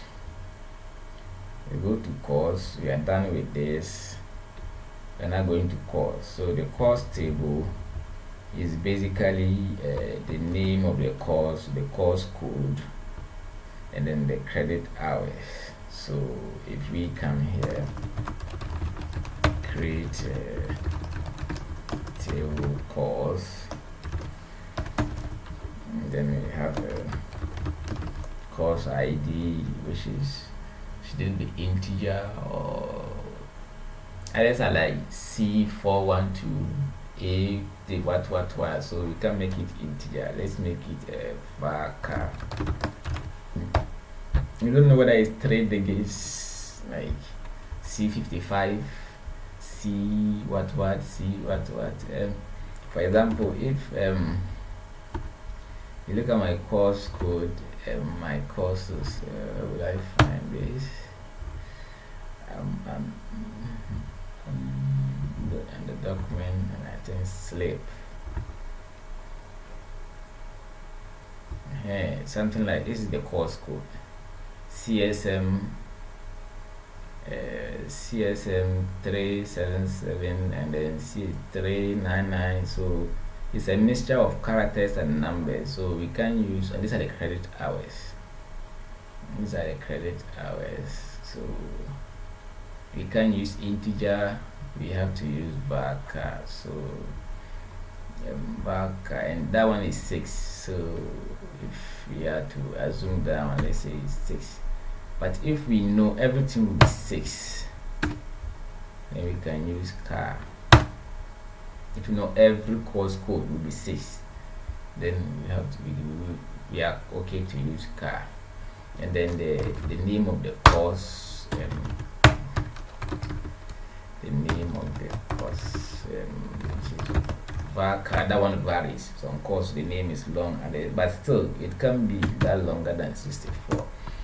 And let me say, I also like to know when that course was added to the database. So we shouldn't forget our insert date, which I normally add to every table I create. So NSM, that one is date time. Let's give it a default because we are not going to enter data in it. So default get date. That's all. And then the credit hours. Credit hours, which is 2, 3 is integer, so that's it, integer. It can be 2.5, it can be 3, but if it can be 2.5, then in that case you use numeric, and the numeric has two parameters. The first one, what is the maximum? Can it be just 1, 0 to 9, or it can be 0 to 99, or it can be 0 to 999, or 0, like 4 degrees, 3 degrees. So you can go up to, I think, 19.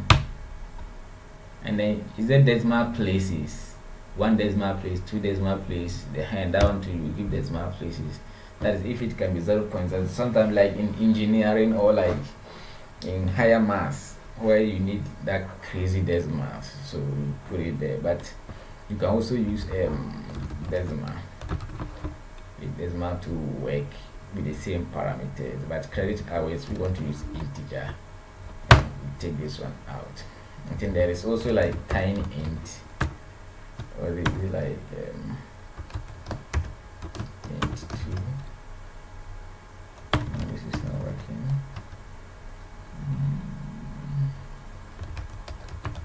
Then there's tiny int. Tiny int goes up to, I think, 0 to 255. So integer is in millions, I think billions. Integer can accept from 1 up to billions, but since credit hours maximum is even 3, I think it will be okay if you use tiny int. So we are saving a bit of space there. It's nothing meaningful, but if there's a lot of that, so it's good you save those space. So we'll use tiny int for that one. And then let's create, let's make this one primary key, and then primary key, but we are not going to make it identity. We want to key the course codes direct. So basically that is it. If you don't put this one there, nothing will happen, but I just want to see this way so the color will change. Default primary key. As soon as you make a column primary key, automatically it cannot be null. This always has to be a data, but this one too cannot be null, and it must be unique. Let's hope it will work this way. So credit hours cannot be null, but we only have to make it unique because 2 or 3 credit hours can all be 3, 3, 3, 3. So you don't have to. So let's hope we create, I think that is fine. So we've created our course too. What is left is grade. So create a grade table. So create grade so I have ideally, okay, let's go. So what is which student are you going to give the grade to? So that means we have student ID here, which is integer, because top here is integer and it's coming here as a foreign key, so it's an integer. Then we have for which course are you going to give this grade? So that means we need the course ID too. Then that one is here, that one too is integer. Is it integer? No, it's car. It's car 6. Then what is the credit? What mark? So we like, or you can say score mark, like I think I prefer score. So score, let's say the score will be in percentage, so it can be I'm just combining, or if you want we can split. What is your yeah, let's split it. So then we have semester score, which we will call sem score. Semester score will not make sense, so semester score. So semester score, or let's say S score. S score represents semester. No.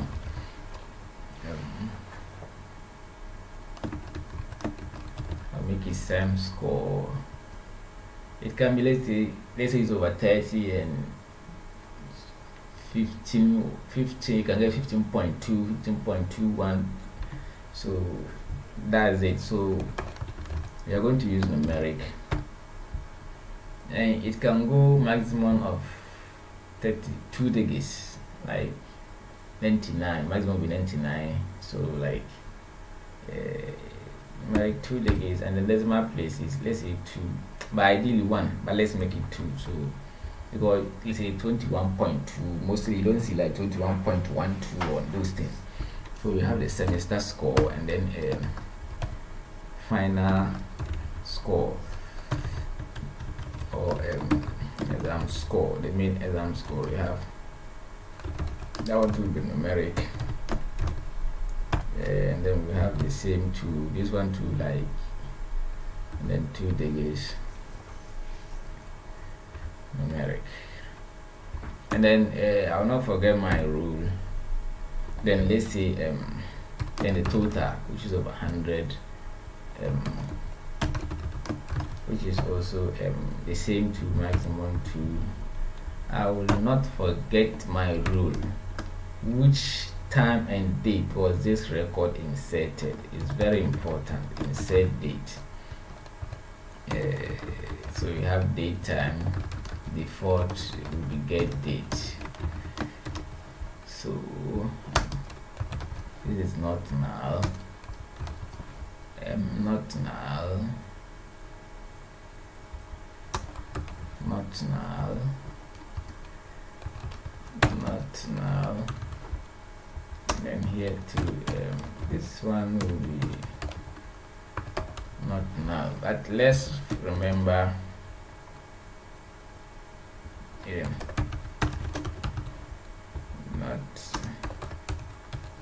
not null. Let's remember this one, the table actually exists somewhere and is here as a foreign key. So foreign key, I would spell this one to the same thing. There's a table already and it's here as foreign key. So and then this we have this. One other thing we've left out, I think is good we add it as quick as possible before our database gets huge. For the country, it's not that necessary. Region is not that necessary. Title is not that necessary. Who entered that data? But in terms of student records, as much as we want to know what time that data was entered. You also want to know who entered it. These are the things like audit will be requesting if there is an issue. When was it entered? Who was it entered? Like who entered it? When, who, and then if you find who, then that person will ask why. Like he will answer the question why. Like why did you do that? So before we even get far, let's always add who entered the data. So login user, we are going to make that one 32, and it cannot be null. So let's go to our course table and add that one. We've already created it, so we have to alter table, course, add column, loading user, and it's back 32.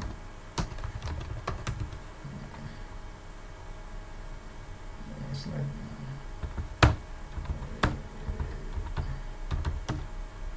something like this. It's not now.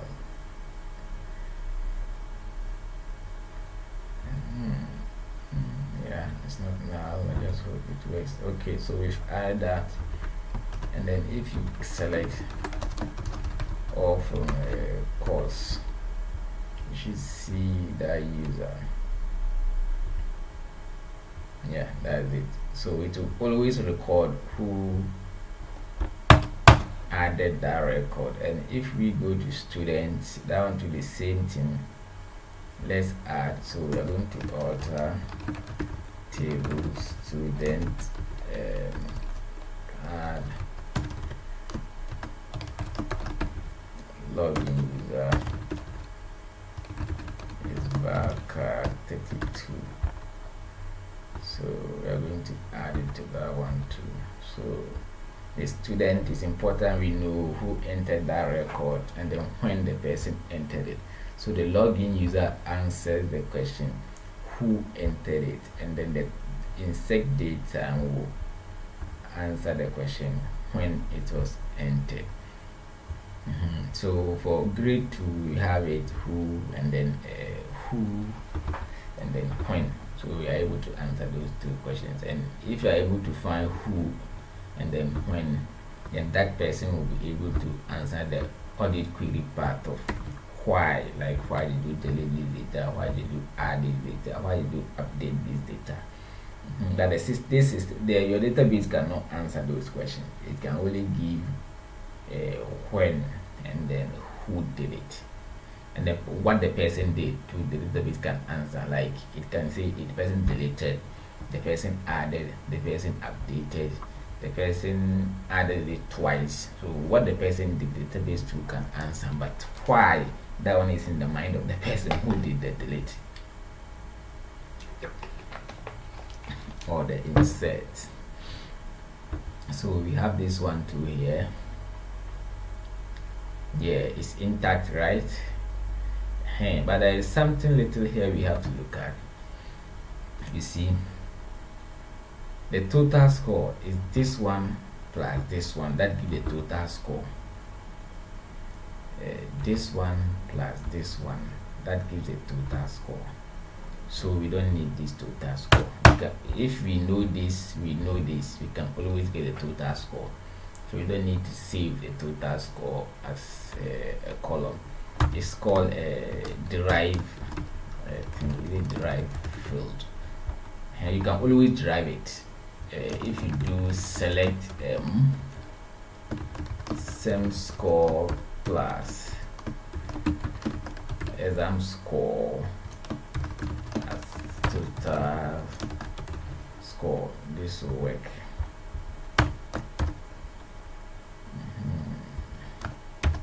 You can always this and then from, let's say, grade,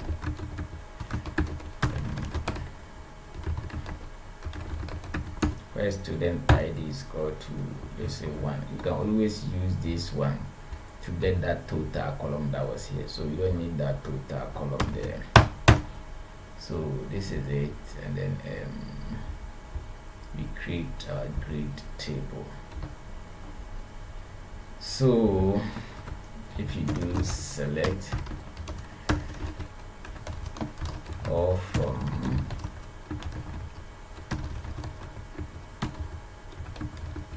the grade, okay, then we can also see that's it, we have it. Which student are you giving a grade to? Which course are you giving that grade to? What is the the semester score? What is the exam score? What is this? What is this? Now, what thing you can see is this table doesn't have a primary key, and we've said earlier, like every table should have a primary key. Every table should have a primary key. So you have to introduce one and call it any name you like. I will call it grade ID. Integer, that will be the primary key, and it will be an auto increment. It will start from 1 and it will be counting from 1. So every record you insert, that record will be reading. So since we've already created the table, we can't use this. We can't just put it here. If you want to put it there, then we just have to drop the table first. Drop the table and then create it again. Incorrect syntax. Create in primary key identity 1. What did it say? Okay, maybe I highlighted plus here. So it's created this way. Alternatively, we could have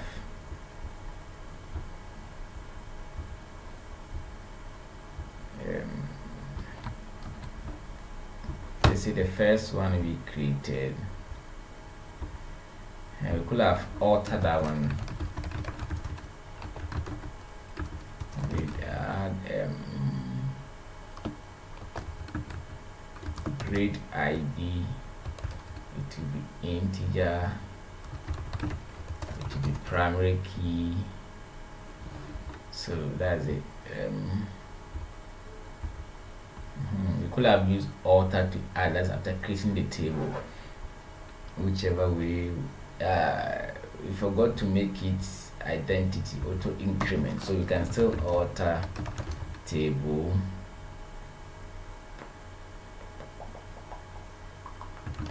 alter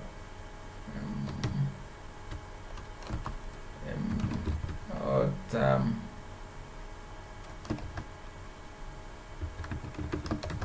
alter table, alter grade ID, then we say this is integer, then identity 1 alter table grade, then we have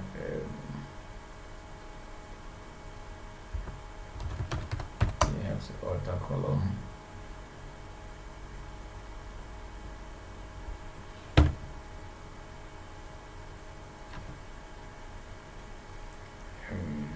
You want to make it identity. You want to make it identity. Then rinkatia kakra.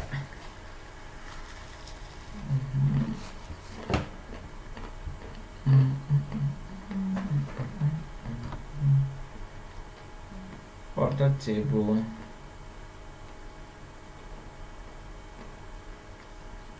Primary key is a constraint. So auto constraint.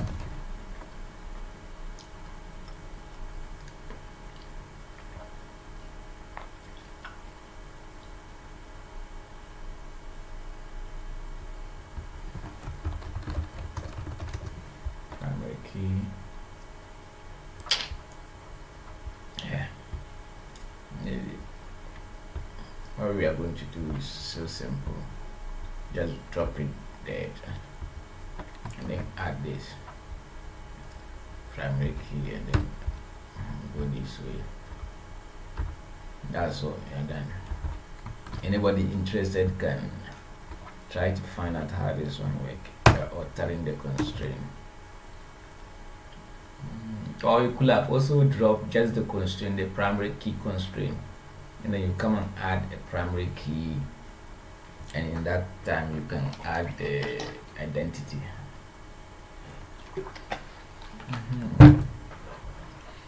So if we come back to these three tables, these were the tables that were already made. So select from student is ready, select from course is ready, select from the first one is, the last one is grade. So we have 6 tables. 6 tables, and it's already 12. It's already 12.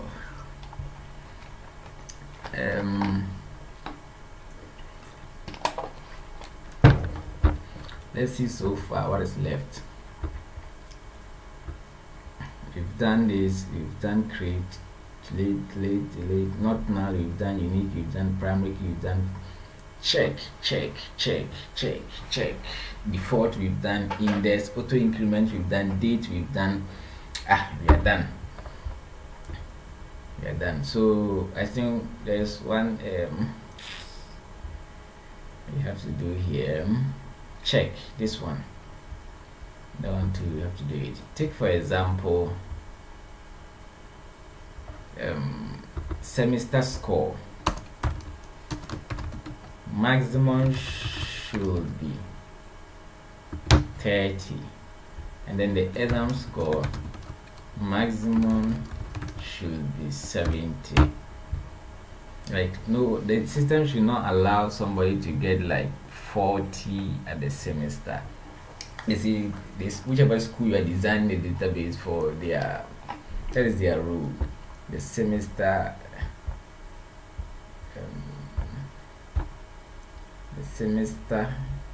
should always be 70. So in that case,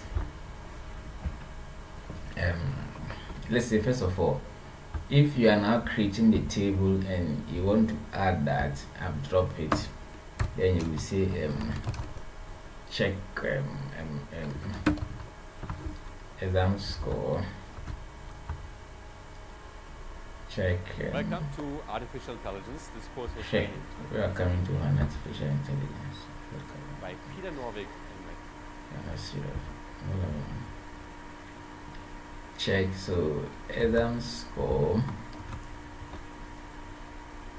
to check exam score is less than or is equal to 30. That's just all. What it means is that exam score, or the semester score cannot be more than 30. Then another check, and then we have the exam score is also less than or is equal to 70. That means it can be more than 70. The maximum someone can get is 70. So if you create it, good. So if you are trying to enter data,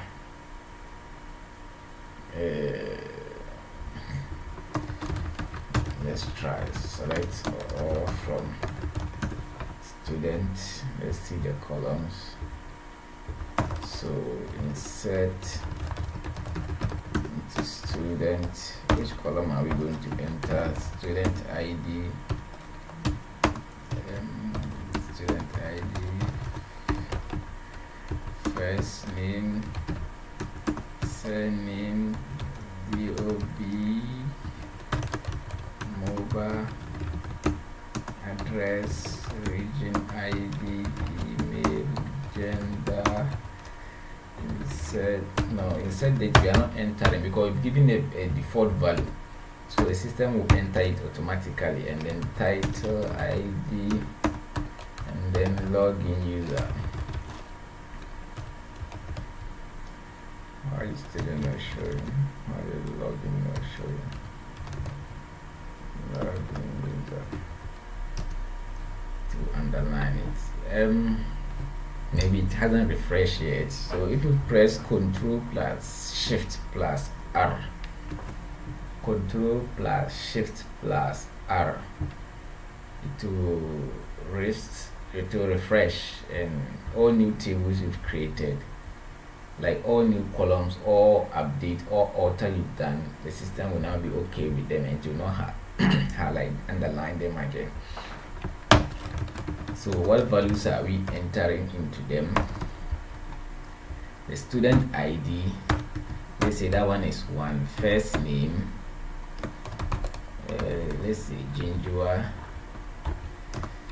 This is Vizela, that's the surname. Date of birth, only him knows. So 20, let's say 2018. No, what am I writing? 1980. I don't know. 89. January 1st. That is the date of birth. His mobile number is 1 2 3 4 5 6 7 8 9 10. Let's do some 11 just to see the effect of the constraints we set. Let's say the mobile number, and then address, Sunyani, SUN, Sunyani, or Field.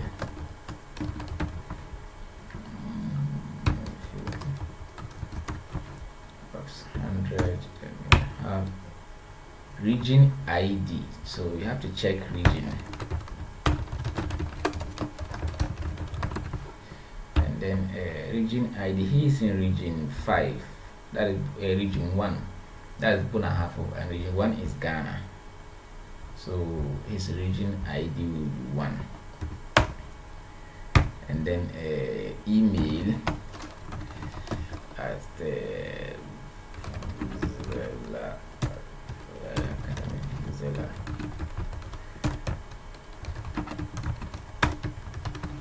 That is the email. Gender, male, and then title ID. Let's see what are the titles we have. Select off from title. So he is a Mr. and then Mr. is 2. So title ID will be 2 dash first, comma first. Then we have login. Who is entering this record? Let's say I'm entering it. So Kaunda is entering it. It has to be comma here. So let me take this one off, and then minimize this one, minimize this, and then expand it so that we can get enough space to see the full code. So you can see it. So it starts from here and then ends here. You press F5 and then you get your error. So that string or binary data will be truncated. As soon as you see this, then that means you are entering data into a column that is smaller than the data coming. Let's say we said first name should be 32 characters. If you are entering someone's name and the name is like 50 characters, you get this error message. So what comes to mind is that quick should be the telephone number. I intentionally put that long number there. So that is one of the limitations. Like the design we've done, this is some of the effect. We say telephone number maximum should be 15. So if you are entering anything there that is greater than 15, if the user is stupid to enter, the system is not stupid to accept it. The system will reject it. So it's good you the designer, you the one developing the database, you put those constraints there. So we limit that, and that's it. Our data is gone. Our data is gone. So from students, so we now have this is the first record. Who entered it? Kaunda entered it, and we can see the get date time effect. This one, it gives the current date and time, so it has put that one there for us automatically. Now we have student. Let's also enter some course. So let's see, this is what we want to check, how the effect of this one too. So then we've entered some student, let's say one student. Let's say we can enter another one. Hello. Del Piero. No, maybe if the spelling is right. 1999. Let's say his telephone number is this. He's in Bekwai 200, and then from region, I want to see which region is Bekwai. Ashanti region, that is 2. So you have here 2, and then his email will be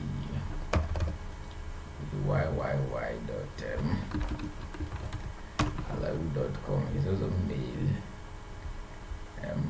His title, so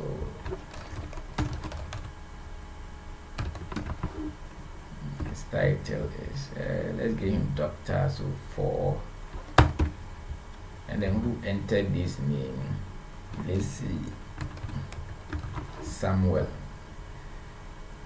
So that's the username of the person who entered it. Okay, that we can't enter the same student name twice. So the student name should be 2 to bring that difference. So insert here is gone. So let me be a bit gender sensitive, and then let's say this name, Felicia. I think I got this one right. Wrong. 1999.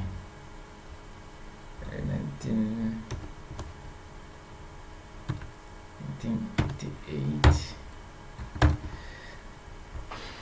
The date of birth, mistakenly I only entered 1999 for ID2. What will happen is the January 1st, I'm sure the system will add it to make it January 1st. That's it here. I only entered 1999, so it was a mistake, but the system will add that one. So this one is for present telephone number is 1, 2, 3, 4, 5, 6, 7, 8, 9, 10. It's not somewhere. She's somewhere in the UK. I have no clue of resident.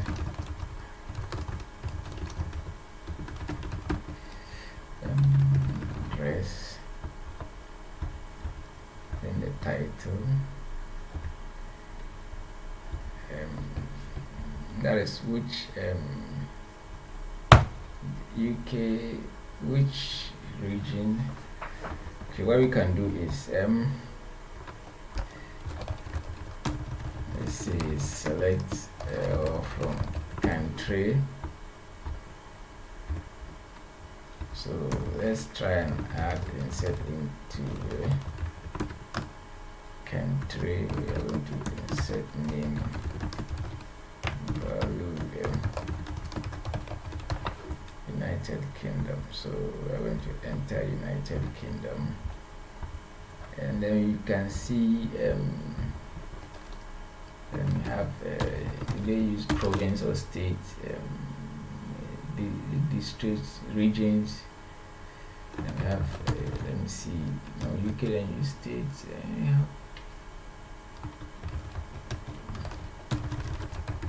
Province. Let me see, London, England. Okay, so we use these are state or province. So let's assume. So in the regions, select, we want to see the columns so that we can know which ones to put data in. So insert into region. The region ID is automatic, so we are ignoring it. Then the name and then the country ID. The country we created right now is UK, and that is 10. So if you come to region, enter into country ID values. Country, we put this one is in 10.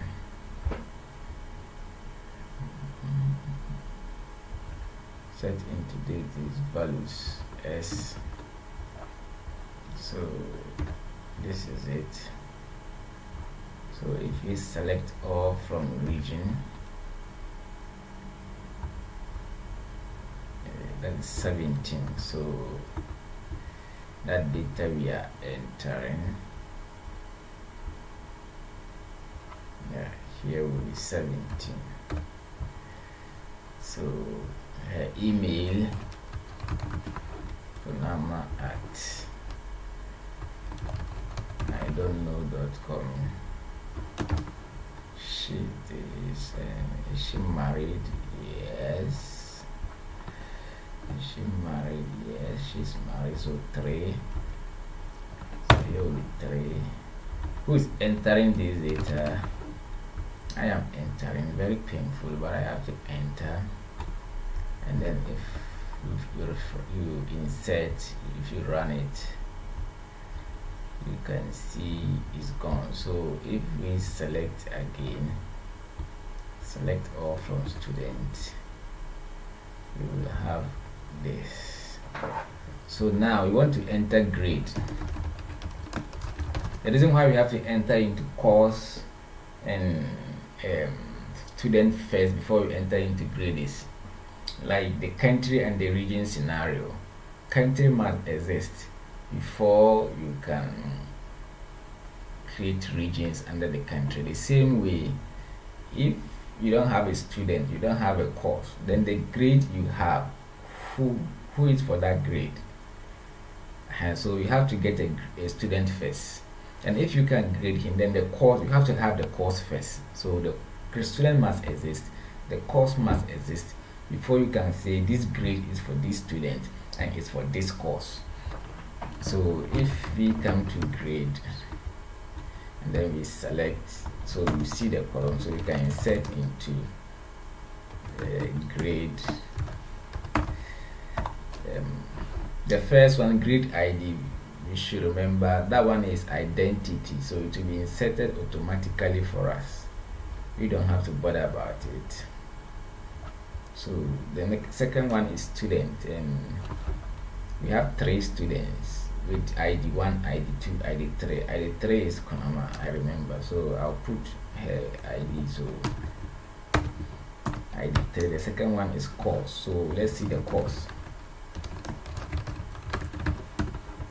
Have you entered something in course?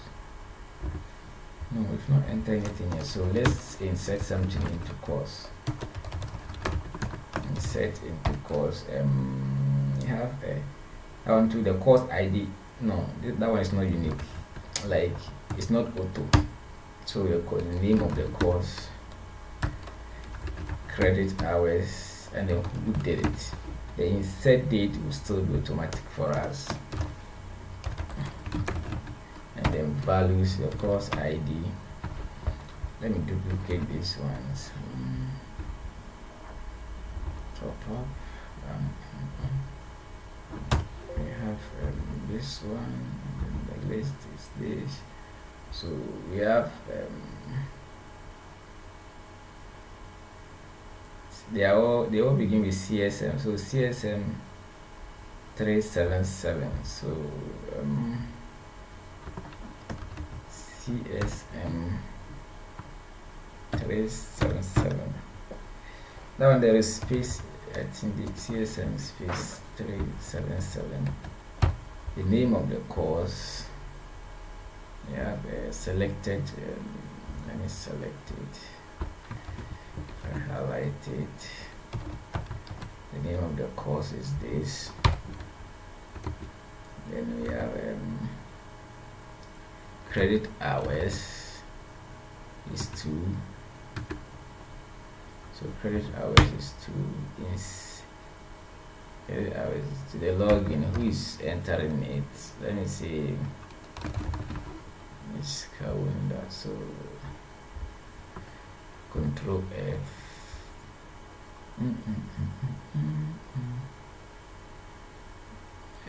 It's not allowing binary data. The same message again. That means we are entering data into a column with specified too small. So we are entering something that is large. Let's see the course ID is 7 characters. Then we have this is grade table. So we have course ID is 6, and if you check here, is 7. So 1, 2, 3, 4, 5, 6, 7. The space in between. What is the need for? What is the need for? No, let's take it out. So we take it out just for the sake. So and then we run it. It's gone. Let's see, second course will be 399. The credit hours is 2399. Down to the credit hours is 2, but that one is 399. Then we run it. Then you have the third one, assembling. That's what we're 355. So that one is this 355. Down to run it. Then the fourth one, advanced, blah blah blah. That one is 365. 365. That is for this. So we have 365. And then we have data structures. Data structures is 375. And then, are we even running it? 375. Okay. And then programming with C++.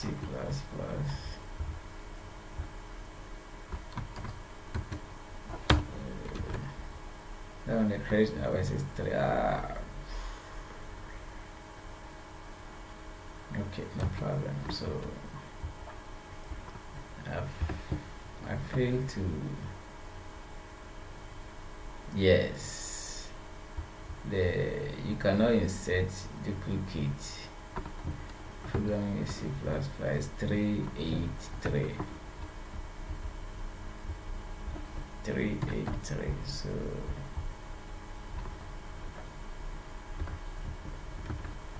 now let's see something. The course. Did we make the course name unique? Name, okay, it's unique. So what it means is, if I even change the course ID,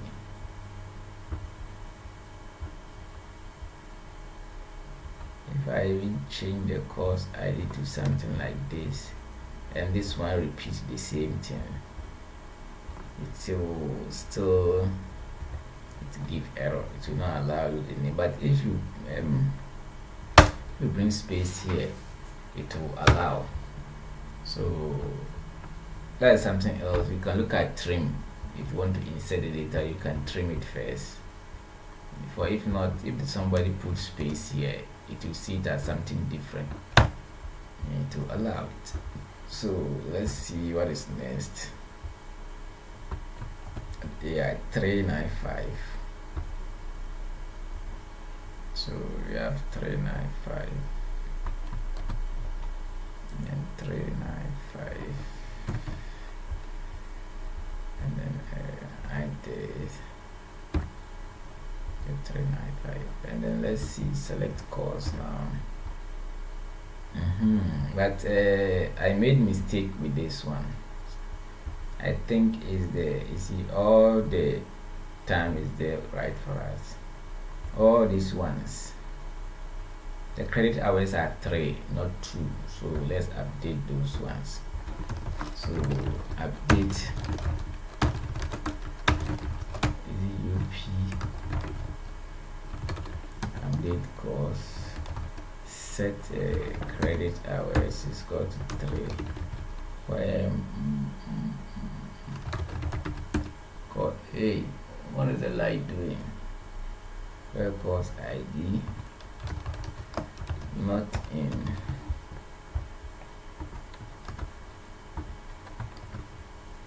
this one and this one. So if we update this and then we select again, okay, so the rest are 3, only the first ones are 2. So now we have course, we have student, we can give a grade for the student. So now this is what we want to look at now. These are the course IDs. Let's see. So these are the courses. So let's say insert, I just want to see, that's why I've put in them here.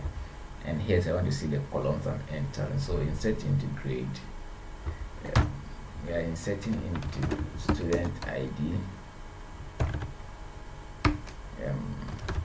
course ID, semester score, exam score, and then login user. What values are we entering for that? Whose records, whose grade are we entering? Student 3. And then for what course? Let's use selected page AI. Let's use this one for this course. What was the semester? The semester was 29.47. What was the final, the final exam, the midterm exam, let's say 68.1.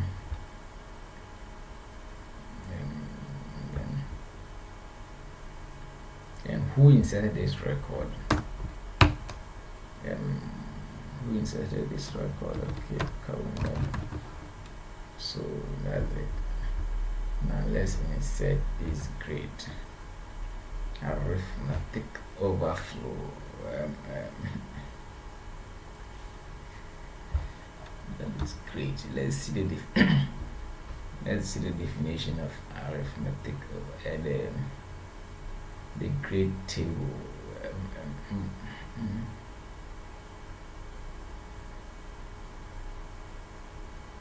Which one is giving the arithmetic overflow?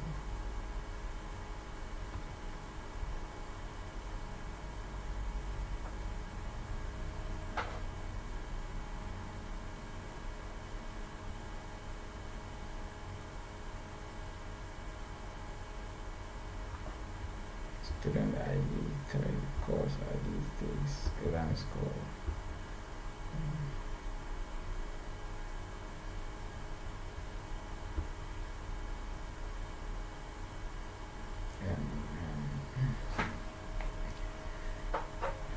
Here are the constraints we added. This is the grade table. Exam score should be less than our score to this.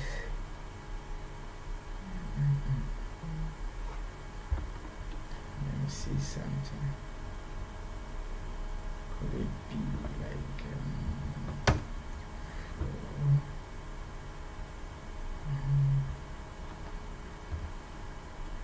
no. Semester student ID, course ID. This is student ID 3. This is the course ID. The grade arithmetic overflow. That means it has to do with integer. So if you come here, it has to do with not course ID, either this or this. That is where numeric, it has to be 2 digits in 2 decimal places. Let me see here.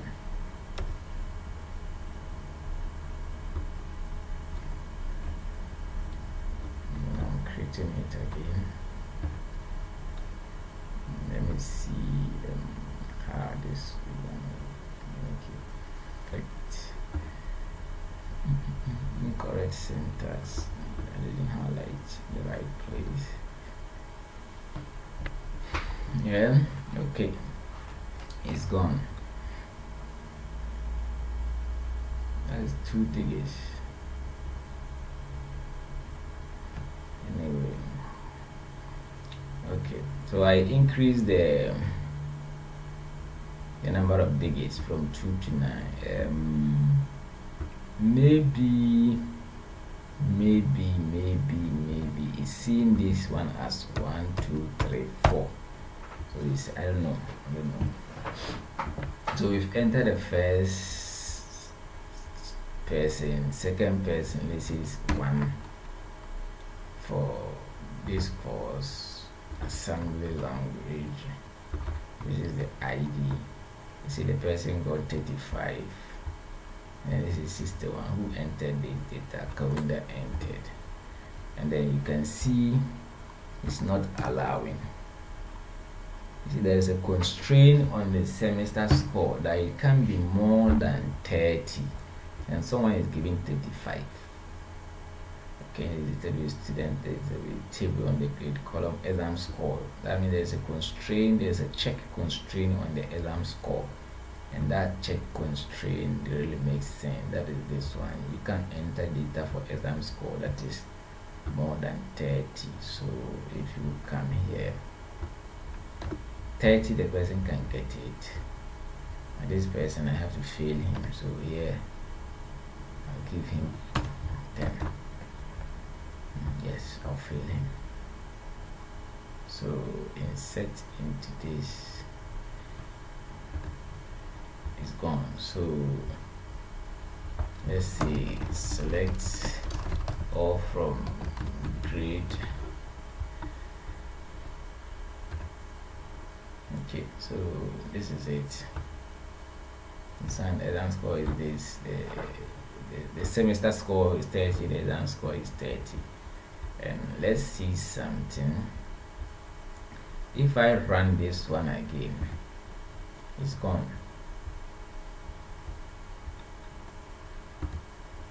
See what it means is for staff 1, the same course, he has 2 records, or better still, this is 25, this is 50. If you still enter, it will go. It doesn't make sense that for the same student, for the same course, there is a record that shows that the semester he had 30 and then the final exam he had 10. There's another record that shows in the semester he had 25 and the final exam he had 50. So which is which? This should not be allowed. That means for every course, student can have, like, it should just be one course one course, so we can add another course for the students, but you can't add the same course twice. So if, let's say for this course selected recreation, and then let's see here you have 20, then you have 46. So then if you insert this, and then you go down to select the course, this is a different course. He had this, he had it, makes sense, but this doesn't make sense. That same thing should not duplicate.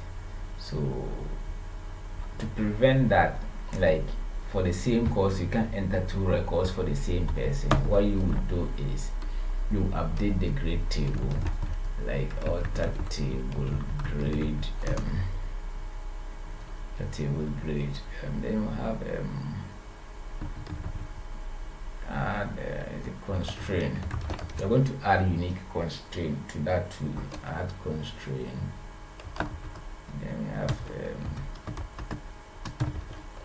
we have unique light off unique add constraint. I want to give light up, so add constraint unique course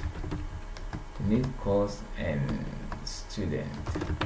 I'm just crafting a name to use, so that will be unique, and then we have student ID, course ID. So these two cannot duplicate. Fine, you can have student with different course, course A, course B, course B, but you can't have this same student.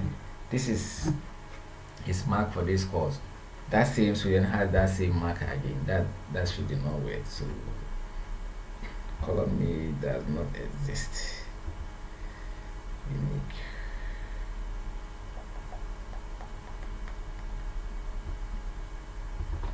I think we had a spelling wrong, so let's make correction. Yes, we've already entered duplicate, so we can't do it. So you have to do away with this records. You have to do away with this one and this one. Yes, this one and this one. This and this makes sense because it's different course and they had different marks, different course for the same student. But this one and this one, the IDs are 3 and 4. So we just delete from is it grade? Yeah, grade, where grade ID in 1, 3 and then 4. So alternatively we can enter like not in, then in that case it will reverse 1, 5 and then 6. That means we are deleting everything. That is not 1, that is not 5, that is not 6. The record 1 is correct, record 5 is correct, record 6 is correct. So if you want to use in, then you specify exactly which ones you want is 3, 4. So we delete these two records. Then we can now put that constraint there, and then if we try to enter that same record for that same student, it will reject it. Unique, you can't. So this is the unique name we use to create that constraint, so it will not allow it. So this is the student, this is the grade, and if you want to know which student, you just use inner join student on grade dot student ID is equal to student dot student ID. That's all. So it pulls plus the student records. So that means the first one is Felicia, And to simplify it, you use the alias. So let's say G, and then this one will be S. So here will be G, and then here will be S. And you can come here and then you type S dot student ID, S dot first name, S dot surname, and then that's all. So and then you type and the grade to the light of finally, and then the grade to the columns we want, and the grade is we want the course. So the course is G. So we have G dot course ID. Then we have G dot semester ID. We have G dot exams ID. So I want to see the total. So in that case, you use, like I said earlier, drive. So it will G dot exams ID plus G dot is it final.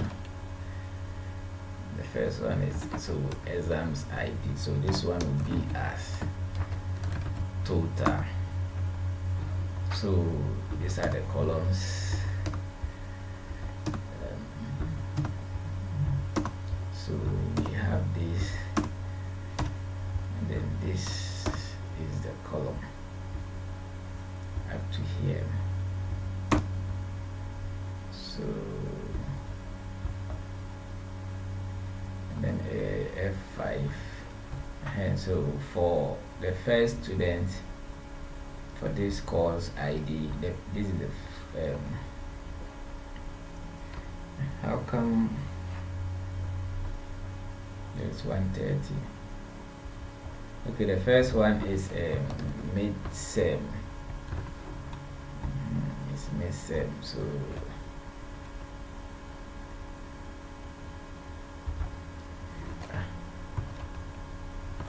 that okay. We need a semester score. We need a semester score, so that is it. So that means the person got how do you call it?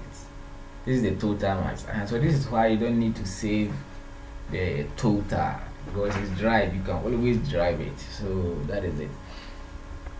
That is it. And this is the course code. And if you want to know which course is these IDs coming from, then you join with inner join course. This is C on G dot course ID is equal to C dot course ID. Then you can add the course name here, somewhere here, C dot course name. Okay, so that's it. And then I think it ends somewhere here. So we come here and then conversion data type on what is C dot country? Oh, course. So we have course. What this means is this one is integer. No, this one is varchar, and the country ID is integer. So you can build relationship on different data types. So we have C dot course ID. That's what this message means. The two columns you are building a relationship on, they should all have the same data type. So what this means is for this stuff, for this course, this is the semester exam, this is the main exams, and this is the total. So what it means is we can format the name a bit like how I earlier said. I normally like to write my names I work with, like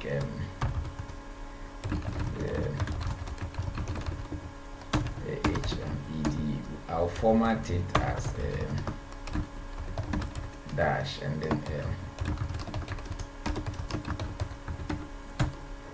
or maybe even if they are all in capital letters, this one will have comma to indicate that is the surname or that is the first name, depending on the rules the country is using or like the company is using. So what we are going to do is we are going to arrange the name in order. So you see concat,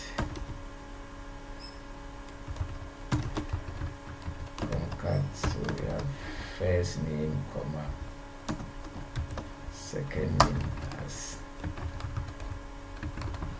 full name.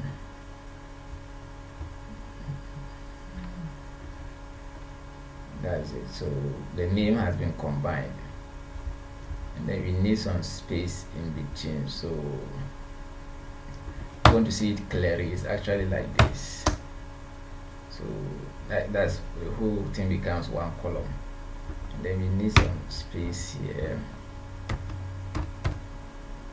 So if we select I mistakenly type something property,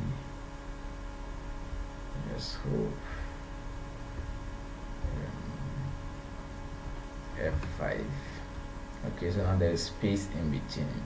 If you want to make the first name capital letters, so you just select that one and put it in the uppercase, or just upper. Then we put it in upper. Upper is a function, so we put it in it. And then if you select F5, so that's it. And if you want your comma, you can have your comma here. And then you select like full name Kunama. So it's easy to split, but if it was one like name the person entered, now at this aspect you have to split the name and then do the arrangement and then join them again. So it's good to already like split them, then you join them later. And let's see if we can cheat a bit.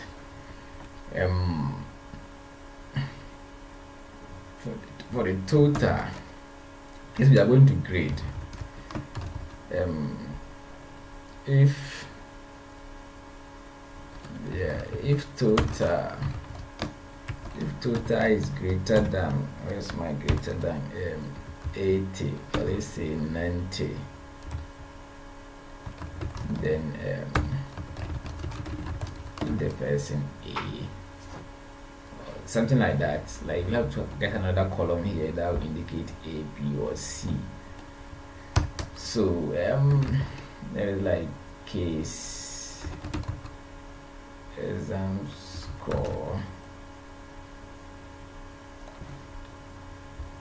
or let's say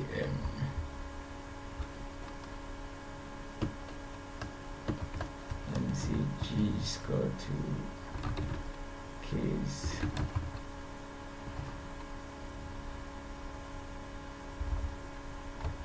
Let me see, case this.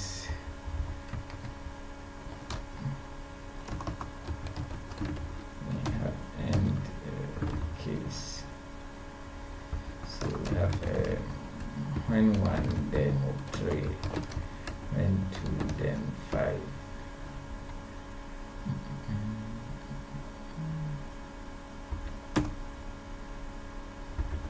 Or you just end. Good. So this one works. So here can be let's say grading, or whichever name you want to appear here. So case this, the total the person got. So when can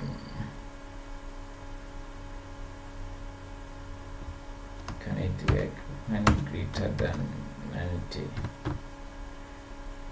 Case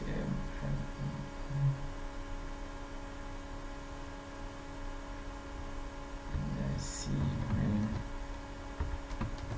this is greater than 90,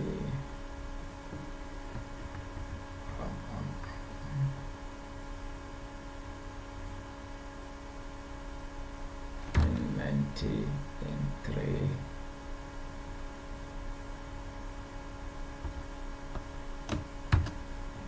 Less than 90. Incorrect syntax.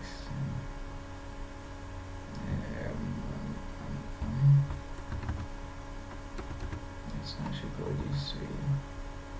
Let's see what we have so far. It should have been increased and then put like A here. The structure is right. Then we can see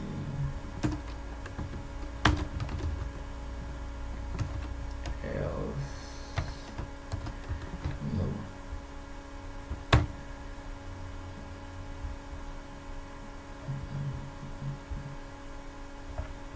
So we have okay. I mean the code is working and it has like a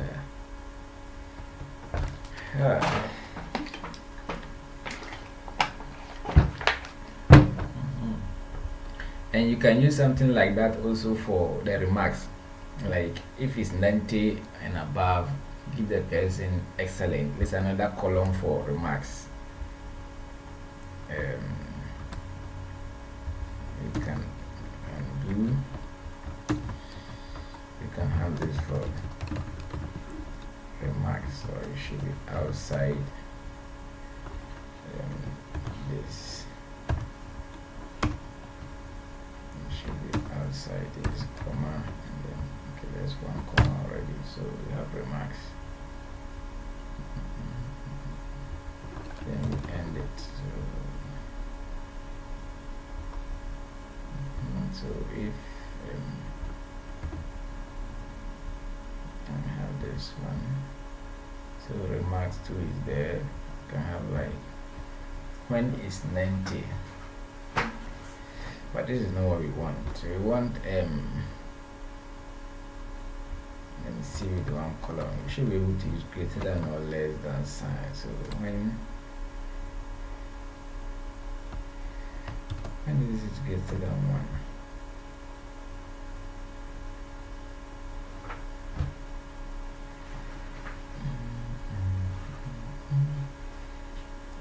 When this is greater than 1.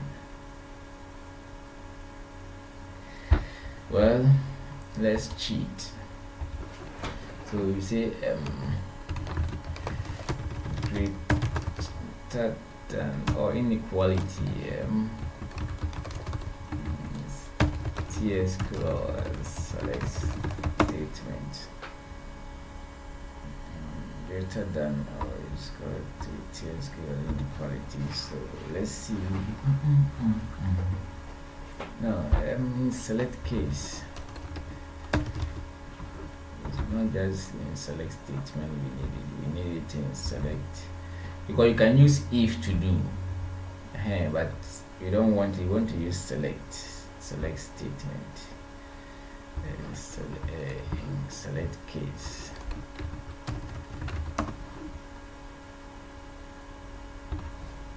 Inequality in case. So this is it. This is what I'm doing. It's not working, so let's see the solution they have that works. If you want to return some value, your query does already what you want. Input 1 is not, it returns the product 2 times 2 if either of field 1.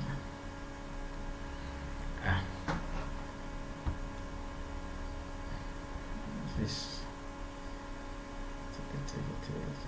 case. This is the key. Then when this is greater than 0.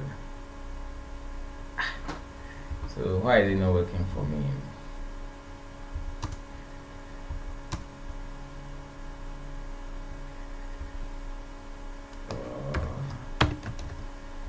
It needs something like this. Greater than 1 is greater than 1.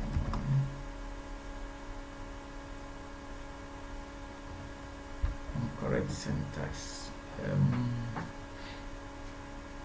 So when this is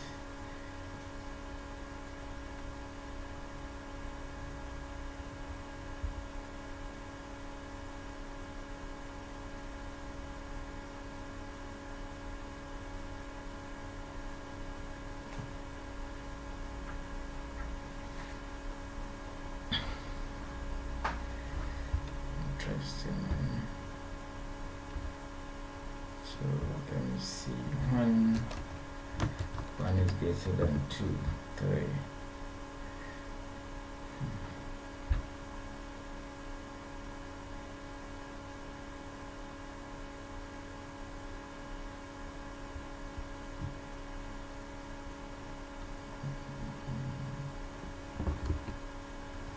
What am I doing wrong?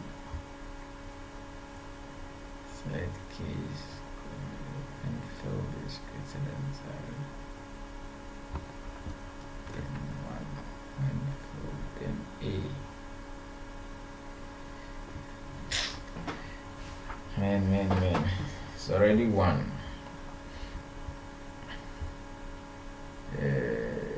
Anyway, I think let's end it here, and I can't think straight again. But I think the whole idea is like, here could have been, let's say, A, then here will be B, and then there will be an equivalent of excellent or like poor or good. That is what I wanted to add. But the whole idea is, we've created the tables, we've created the relationships, and literally we've used everything here. You use the check, you use the default. Index is the same way as create primary key. You create index on a column. That one, you the developer, you don't see it working, but behind the scenes, for example, MS Paint. If let's say this is your hard disk, it's called sectors. It's divided into, I think, something called sectors. It's divided into sectors.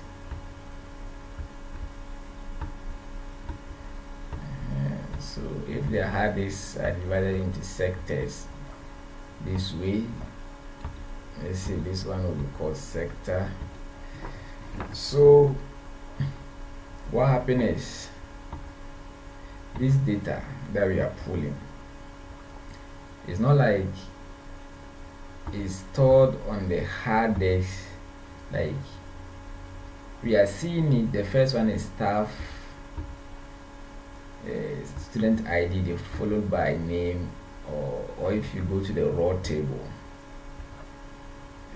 select all from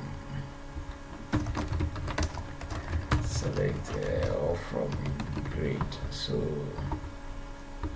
if you come here, which one is the F5? First one is grade ID, followed by student ID, then course ID, and in that order. So if you go to the database, it's not like here is grade I. Like, if you go to the hard disk, the actual how data is actually stored on the hard disk, it's not like here is this grade ID, then you have student ID next, just because we are seeing it in the here in the display.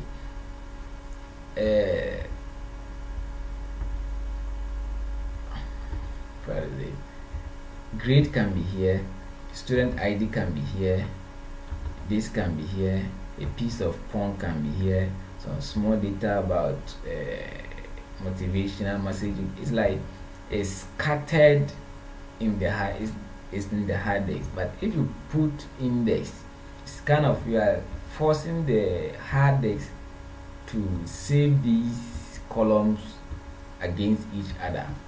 And that is what the indexing does. You are kind of pushing the hard disk to save, to create that link between the columns in the physical hard disk space. You are saving that column. That is what the indexing does. And so you, the designer, you don't see the effect, but behind the scenes it works. And you can see the effect if you have huge data. Indexing helps to speed up because if it has to search it before it find grade, it searches with the student ID.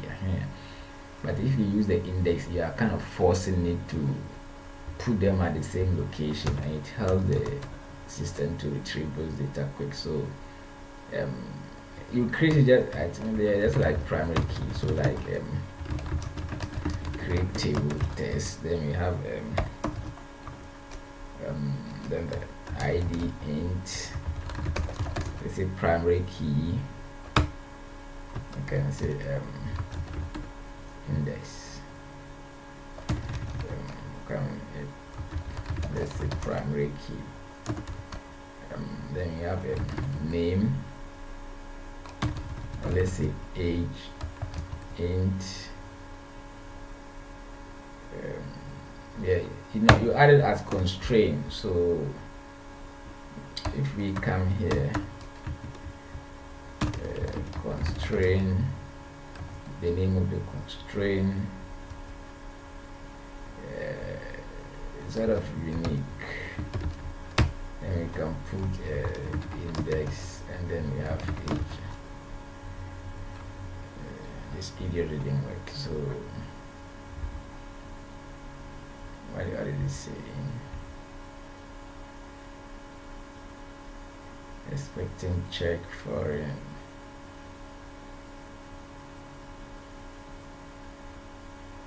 Hey, let's see the syntax for it. No one is arresting us, and we are not in class. We are free to cheat. So create unique index. This is on table. I want to see the situation where you create it plus when you are creating the table. Okay, so they say about drop index. Okay, that's how you drop it, and create index on. Okay, so this is how you create it.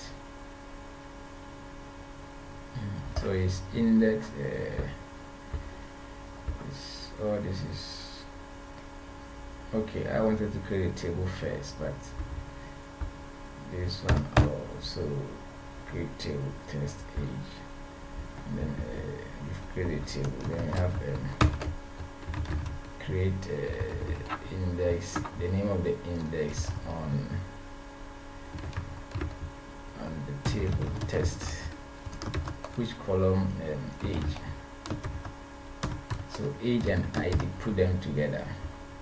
That's what basically we are saying, and it's created. So like on the physical hard disk, don't put age here and then go and put the ID somewhere here. For example,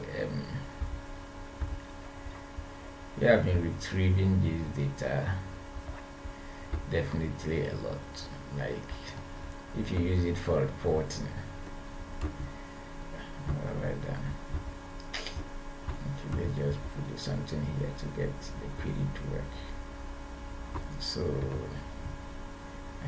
you see these ones, I always want them close together, like because they will form one.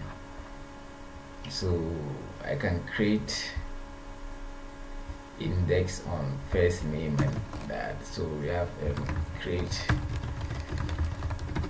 index, let's say test on the table is student, and then first name, surname. So that's it. Like that. So that means behind the scenes on the hard disk they will put one by the other. It's not like one first name will be here, then the hard disk will go and push surname here. When it has to display the person's name, it will now be searching for the partner. So that is the index, and because they are put close one side by side, it makes the search easier, like faster rather. It makes it faster. So this is it. And let's see something small before we close. Today I will close at 3. So let's say we have this one. This is what is bringing the night display for us. this one. So if it's something we always use a lot, in order not to be writing this code always, we can make it a view. So create view, then we have this is student info as, that's all. So if you do this, then you create it. So if you want to get it, this one becomes like a table, a virtual table, like a table in memory. So select all from this one, and then it will always bring it. You can select the individual columns, student ID, full name, course ID, name, then we have SEM score, we have exam score, we have total, grading, remarks. So this is grading. So we have this one here. And then if you search, you still get it. And if you want to make changes in the view, let's say I want to take these things away, they are not working. So in that case, I will have to come and alter the view and then run it so that in F5, what is this saying? Incorrect syntax near the word and. Okay, I think there are two answers, so one must go. So alter it. It's created or it's updated. So if you want to run it again, let's see, what does it say? Invalid column. Remarks, this one is no more there. That is the one we deleted. So you take it out, and then we have this one there. And if you want to drop the view, just say drop view and then the name of the view, and then that's all. If you run this one, it's deleted. If you select again, nothing will show, invalid. And if that happens, you can't use the author here again. You have to come back and use the same crate if you want to have it. So this is it. And that is it. So I think literally we've gone through all the create aspects. We've created our database, we've dropped alter, we've gone through the constraint, not null, primary, foreign, key, default, we've used index, auto increment, that is the identity. We've used date, we've used view, SQL injection. This is not part of the queries. This is like some best practices. Yes, or like some of the things you shouldn't do when developing. Hey, the light is back. Some of the things you shouldn't do when you're developing application. Oh, it's gone again. I shouldn't have said it. The light is gone again. So it's kind of a hacking trick. For example, let's say if you go to Google, I'm not sure it will work. Google is smart. Let's say the SQL. Let's say I don't know any of Google's table. Select all from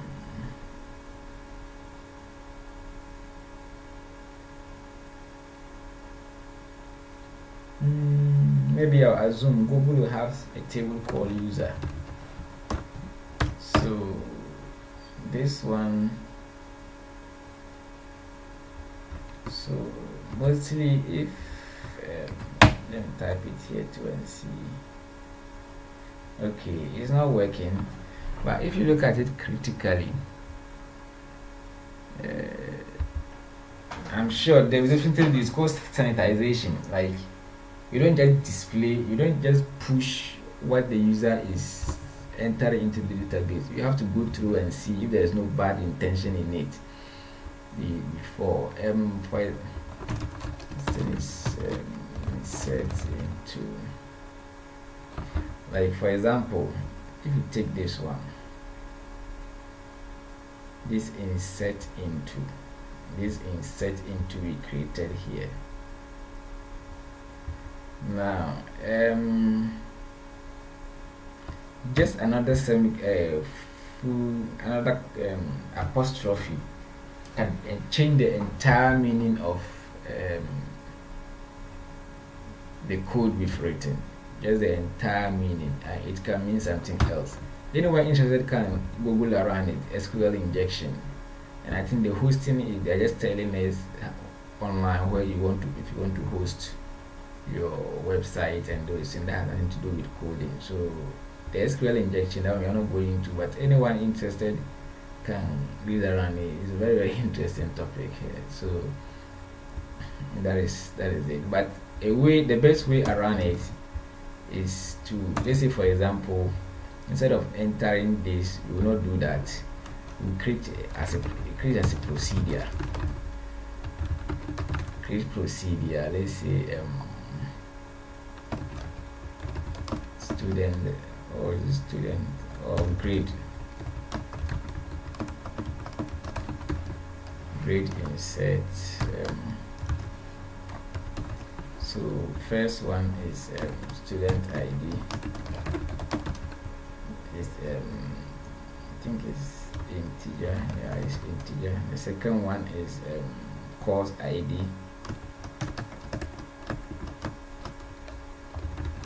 Course ID is car 6. And the third one is SEM score, which is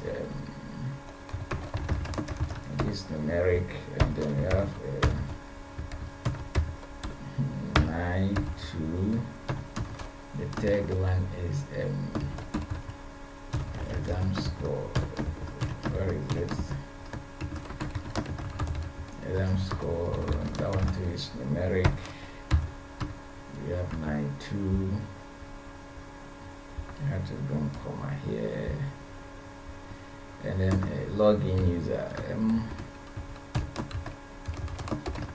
Login user. That one is varchar, and then we're going to use 32. So as begin end. So student ID. That one will replace this. Then course ID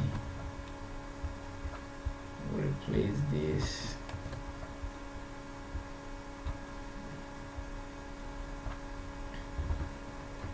And then score.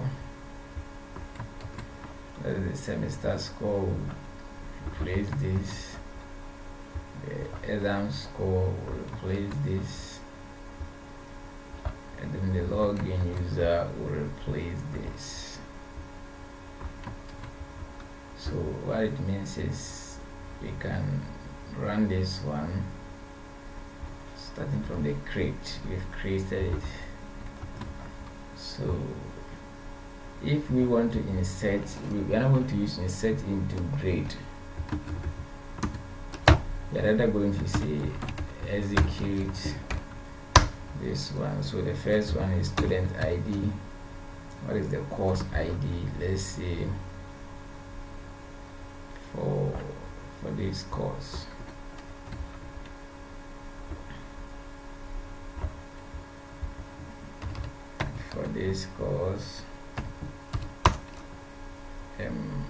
the third one is the one that should not be more than 30, and then let's say 20. The second one, let's say the person got 40, and then who entered this record, let's say it's Kaunda. So if you run this, it's inserted data, and you can't run duplicate, it will not work. So this works just like you've written the hard code insert into. Now what you can do is, if you use procedures to do insert, what is that bad boy? Before you do the insert, you can do basically every check.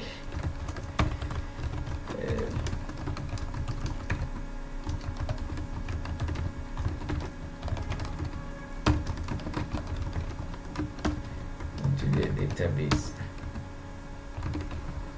And so you tell the user who is entering it. Then let's say anything he checks, he enters, or let's say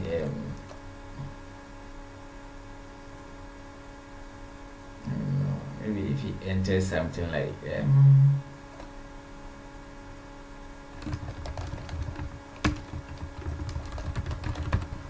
I'm going to steal information, the name of the username.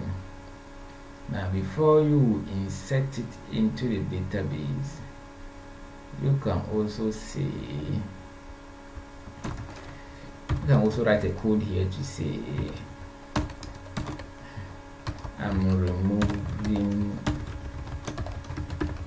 every, or like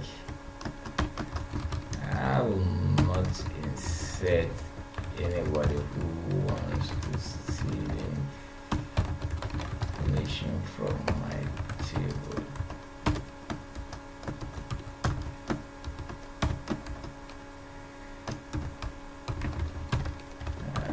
Please clean your mind first. And so if you clean that data before you insert that data into your table, so basically that is it's one way around SQL injection. So whatever department the person wants to insert into your data, you can do it in the procedure to trim it, like to sanitize the data before you insert it. So that's it. Auto check, blah blah blah. Up to here we've done it. We've done here too. So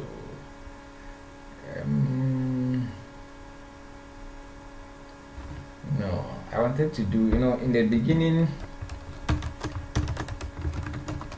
I said we have DML, we have DDL, data definition and data control language.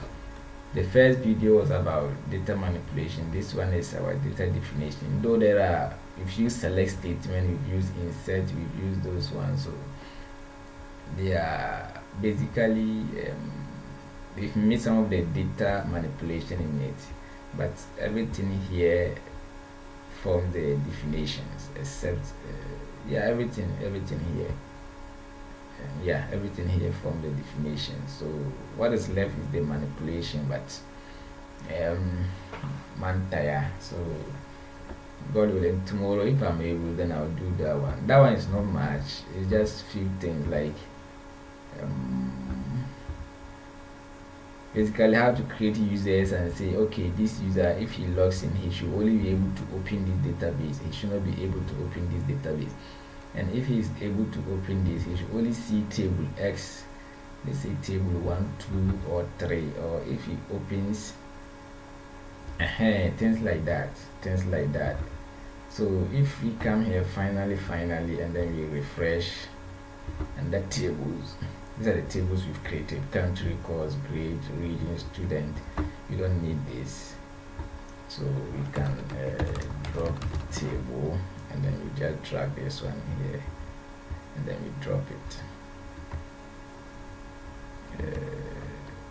It dropped.